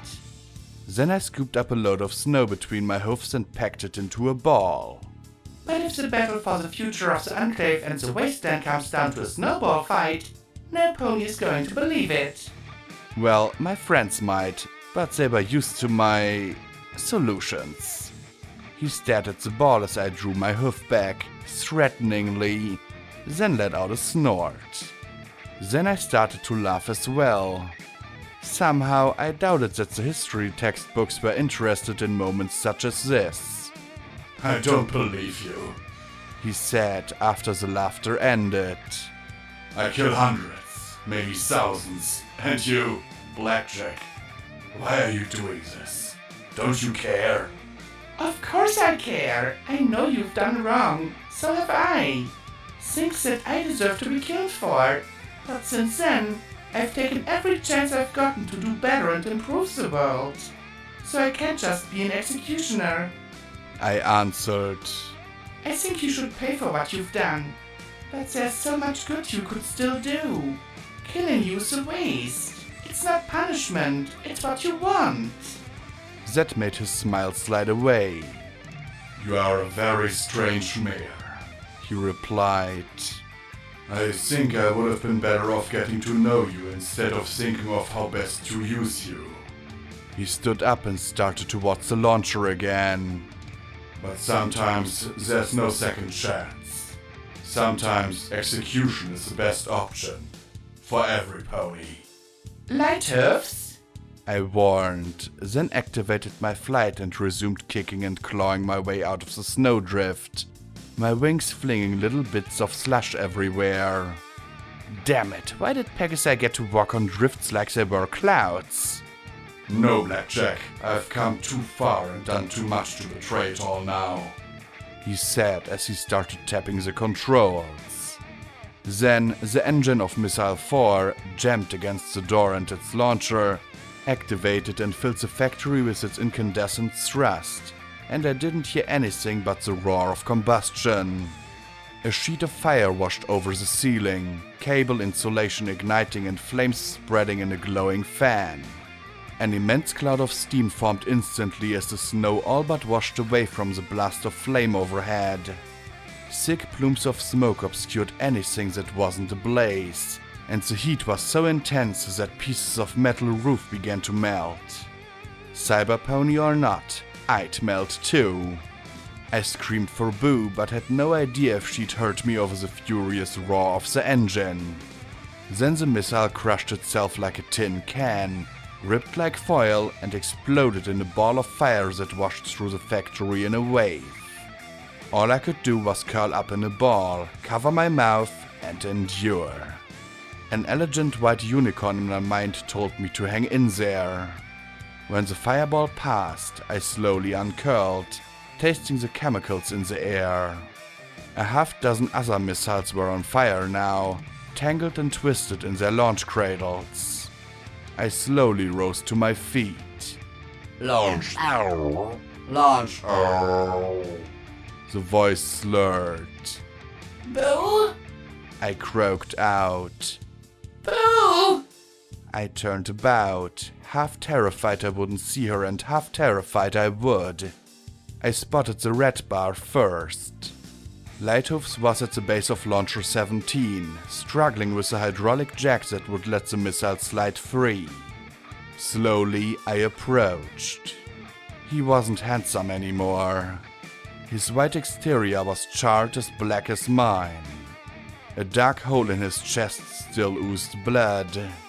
His mane was no more than reeking stubble, and the metal of his augments was warped. He attempted with his scorched fingers to connect wires from his chest to the motor. He slowly turned. One eye was cooked like an egg in his skull, and the other was an angry pit of rage. It's over, I said simply. No, they have to suffer. They have to pay. I have to make them pay. He rasped as his hands fumbled. He wasn't used to using them like I was. I could hear the shouts of the Enclave approaching, orders for them to seize everything. You don't have the right, I said solemnly. And you do? He gasped as he lay there. No, nobody does. He connected the wires to the motor, and slowly the cradle began to rise. One more. I just need one more, he said as he smiled at me. Unless you kill me. I'm not an executioner, I muttered, but this time the words didn't feel noble. They sounded cowardly and hollow. He was helpless, crippled, and probably mortally wounded. There's a first time for everything, he said as the cradle tilted further and further. A few more feet and more deaths would fly. killing one helpless, crippled enemy to save thousands. It shouldn't be this hard. The sound of metal piercing metal filled the air once more. Slowly, I pulled my horn out of the machine that sat where his heart once lay, blood and cyberpony fluid washing down my face. The lift slowed, then halted. He smiled, his skin cracking and sending blood dripping down the sides of his face. What was on the piece of paper? He whispered. The one you kept showing every pony. I fished it out and showed it to him. His remaining eye widened as it passed over the 15 letters that spelled out those 4 little words, and then he smiled in honest happiness. It's over, he breathed. Then the red bar winked out. Boo appeared, the Perceptitron perched on her head and the red glowing talisman in her mouth. Without a word, I moved the former to my saddlebags and took the letter. I tapped the talisman and it began to blink. I then set it in his hooves. I walked to one of the open doors and then Navarro Enclave stormed into the tower from all other sides. Save the missiles, some pony ordered. Then they spotted me and Boo standing beside the door. You, Blackjack, you and your robots are under arrest. Surrender! They bellowed at Boo, who cringed back, and me.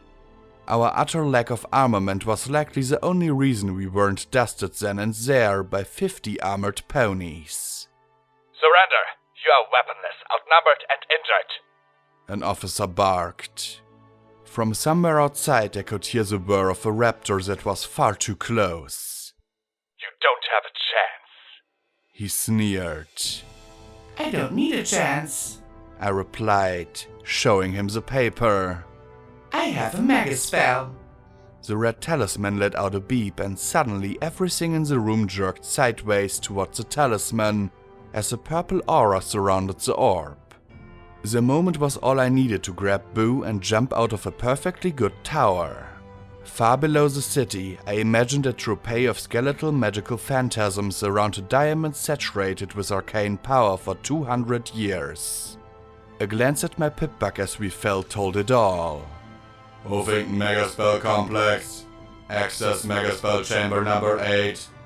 Lock target talisman 12964-239-428J. Target locked. Cast Megaspell YN. Y. Authorization EC 1101. Warning. Megaspell number 8 at 125% arcane saturation. Do you wish to proceed? YN. Y. Casting Megaspell. Implosion. An orb of purple light flashed out from the middle of the tower, passing through everything as it expanded further and further.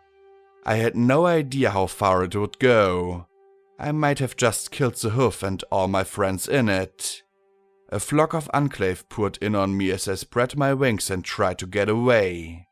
And then I felt a jerk that stopped me in mid-air. For a moment, I wondered if I'd been speared by a power armor tail, but a glance back saw them hanging in mid-air as well, seemingly just baffled as I was. Then a soft rushing noise filled the air, and it reminded me of the sound of the air blasting out of the tower. But this wasn't just blowing out, it was sucking in. With every bit of energy in my body, I tasked myself with flying away. Still, I couldn't help but look. A hazy purple field of energy permeating the air seemed to be drawing everything into it. The branches with their granite trees and equipment shook wildly, and the whole tower began to sway. The noise and motion filled the air with a bassy groan I was sure would carry for miles. Vortices twisted into the open bay doors like hungry mouths, and I watched as the Navarro flyers closest to the tower were sucked in. The raptors struggled like the seahorse caught in rapids. With Boo clinging to my back, I only had thoughts of getting away. Below me, the cloud layer boiled and tore like moldy fabric, Thick black clouds studded with rotting vegetable matter streaking up towards the tower in foul grey chunks. I barely got my face covered in time before getting hit with a spray of noxious lumps of mushy plants and wet cloud. A few of the greasy, tumbling balls flashed to dust in front of me, struck by stray beams from the power-armored ponies on my tail. There was a mega spell going off, and they were still trying to kill me. I couldn't decide if that was dedication or insanity. Maybe both.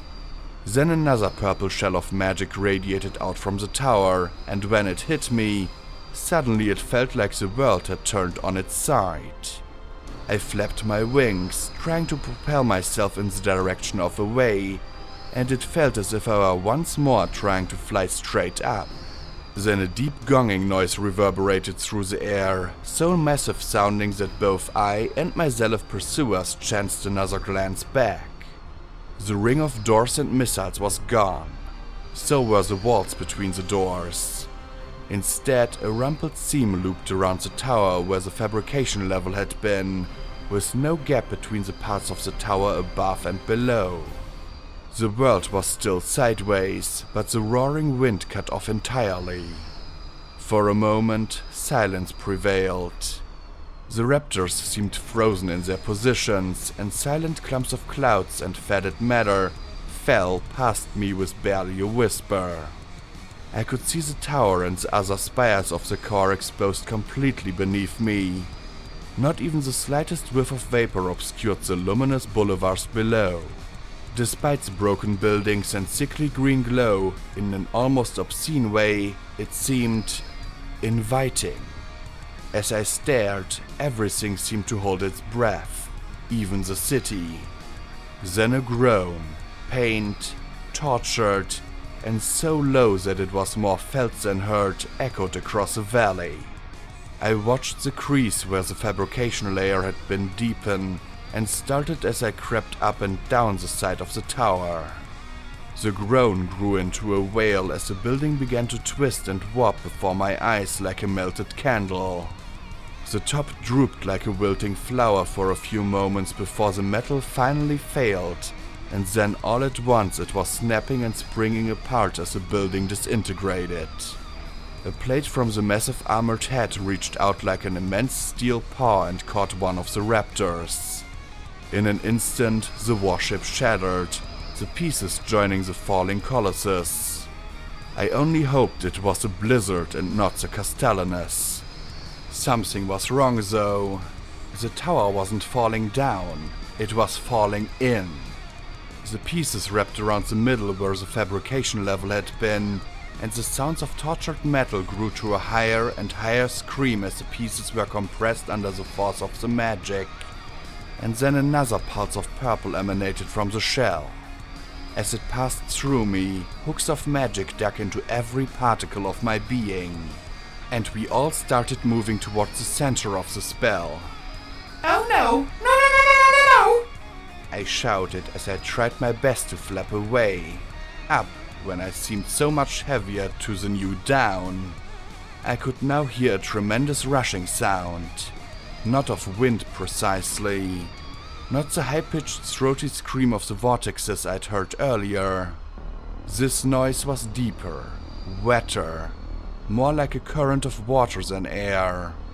As I struggled to move away and failed, I saw that all of us, flyers, raptors, clouds, and even Thunderhead itself had begun to orbit the crumbling sphere atop the tower. The pull ripped away the clouds from more and more of Huffington, pulling them towards the center of the valley in a great upward spiral, and to be compressed down around the sphere. This is bad! This is very bad! Another chorus of ripping metal filled the air, and I glanced back to see that the immense, collapsing sphere of metal rotated as well, and that as it moved, it was slowly stretching and twisting the tower below it. With a resounding crunch, the foundation gave way completely, and I watched in stunned amazement as the dangling lengths of the MAW hub flew through the air, a massive length of steel looking like so much string. Another raptor, straining to get away, was crippled by the end as it passed. The ship snapped in half, and immediately its debris was pulled inward as well. As I watched, the closer the pieces got to the sphere, the smaller they became, as if massive hoofs squeezed them to fractions of their former size. In a few more seconds, both they and the dangling tower were gone, wrapped into the orb. Now it wasn't just rotten plants and clouds striking me. A storm of garbage and debris from the surface began to batter us as we struggled against the mighty pull. The weight of the debris and the force of its flight increased by the second. First papers, then tin cans and dead branches, then limbs of trees. I rotated to the side so that the heavier stuff smashed into me rather than Boo. Another chance glance behind me and... no. Where the top of Shadowbolt Tower had been was a spinning sphere of purple magic pulling in air and debris from all across the hoof. Now there were rusty wagons in the debris, parts of houses. I barely heard the screams of the flyers as their lighter frames were buffeted by the shrieking winds. I didn't look for them. I didn't want to see them meet the same fate as that raptor. And damaged pieces of Thunderhead were being plucked off and pulled into the vortex. Maybe this wasn't such a good idea. A little purple unicorn pointed out that the best direction right now wasn't away, it was towards the surface. Her orange friend told me to keep flapping, and a white unicorn told me not to give up and push harder. A pink pony pointed out chunks of metal wagons and hunks of buildings heading for me, and a blue Pegasus cheered me on as I looped and dodged the debris as best as I was able. The yellow Pegasus was just covering her face with a terrified squeak, and for some reason I imagined someone eating popcorn as they watched things unfold. If this continued, I might have taken care of Cognitum entirely by accident. I couldn't worry about that at the moment though. I was flying downwards as quickly as I possibly could. That it was towards the core didn't matter. I was resistant to enervation, and it hadn't seemed to affect Boo when it spiked the first time. And neither of us was immune to whirling vortices of death. With painful slowness, I pulled us down to the rooftops of the highest of the black skyscrapers. But given how pieces of them were flying up towards that maelstrom above, I didn't stop there. I started moving down between two of the obsidian-sided buildings. And then another wave of purple magic swept out and my direction reversed. No amount of flapping increased our distance from that sphere, and gravity seemed entirely impotent.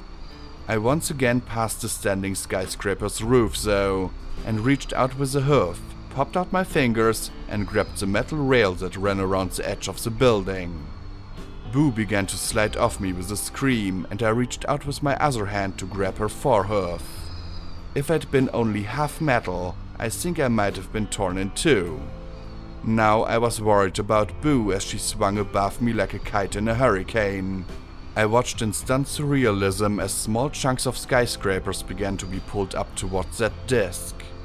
The sturdy railing I was clasping for dear life started to bend.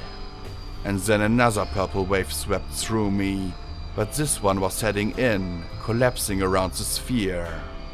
As it passed through us, I fell one last mighty yank, and then Boo and I slammed into the roof of the building. We lay in a heap, Boo shaking in pain and me holding her as I stared up at the mess above us. In seconds, the sphere collapsed around where the megaspell had activated, then revealed a shimmery, dark orb only a dozen feet across. The disk of debris twisting around it slowed, and the orb let out a thunderous crack. A solid white sphere of cloud and pouring rain expanded, spreading like an umbrella above me. Then the orb, which I guessed was Shadowbolt Tower and everything else that'd been pulled in, fell to the earth, trailing a great plume of hissing cloud and steam behind it. The sphere shot past us into the middle of the core, and suddenly the skyscraper we clung to leapt beneath us as the entire core rumbled. The black towers swayed, some smashing into each other as the falling sphere impacted somewhere far below. Flame and dust fountained up from thousands of nooks and crevices, blasting up into the air in dirty grey jets that covered everything in choking layer of particles. The rooftop we were on gave way once, and again as floor after floor pancaked beneath us. The walls of the skyscraper peeled away, sending Boo and me tumbling towards the streets below. I struggled for enough power to fly, to levitate, to do anything to prevent a bloody smack against the broken road below us. I clutched Boo close as my back slammed into strings and cables running from one building to the next, snapping them in my passing. Then again. Finally, Boo and I landed with a crash atop the rest of the rubble. Then, as if adding insult to injury, we were drenched in a cold, torrential rain. I stared through the downpour up the narrow canyon at the slit of now distant sky. The tiny black motes in it turned into pieces of buildings, chunks of wagons, and a barrage of all kinds of other debris falling down upon the hoof. The shaking earth stilled for a moment, and then a deep, reverberating groan filled the city, a moan of something far below accompanied by a second, slighter tremble of the ground. Then it was gone, and the city filled with just the patter of falling debris and the hiss of rain. In retrospect, I said as I lay there atop a pile of rubble in the middle of the deadliest ruin in all the wasteland. maybe that wasn't the very best idea I've ever had. Then Boo straightened, her ears twitching as the clouds of dust swirled around us. What? I panted, but then I heard it too. A whining of engines fighting a losing battle against gravity. I stared up as the rolling gas cloud parted to reveal the bow and plasma cannons of a raptor plunging at us. Straight at us, down into the gap between the buildings. Its shattered dorsal propellers sheared away and its supporting storm clouds nothing but tatters. Its edges ripped and tore at the sides of skyscrapers in a scream of metal as it descended. I made out the name, Hurricane, across its bow. As I lay there, only one thought passed through my mind before the ship struck. Does that count as a boat? Footnote. Maximum level reached.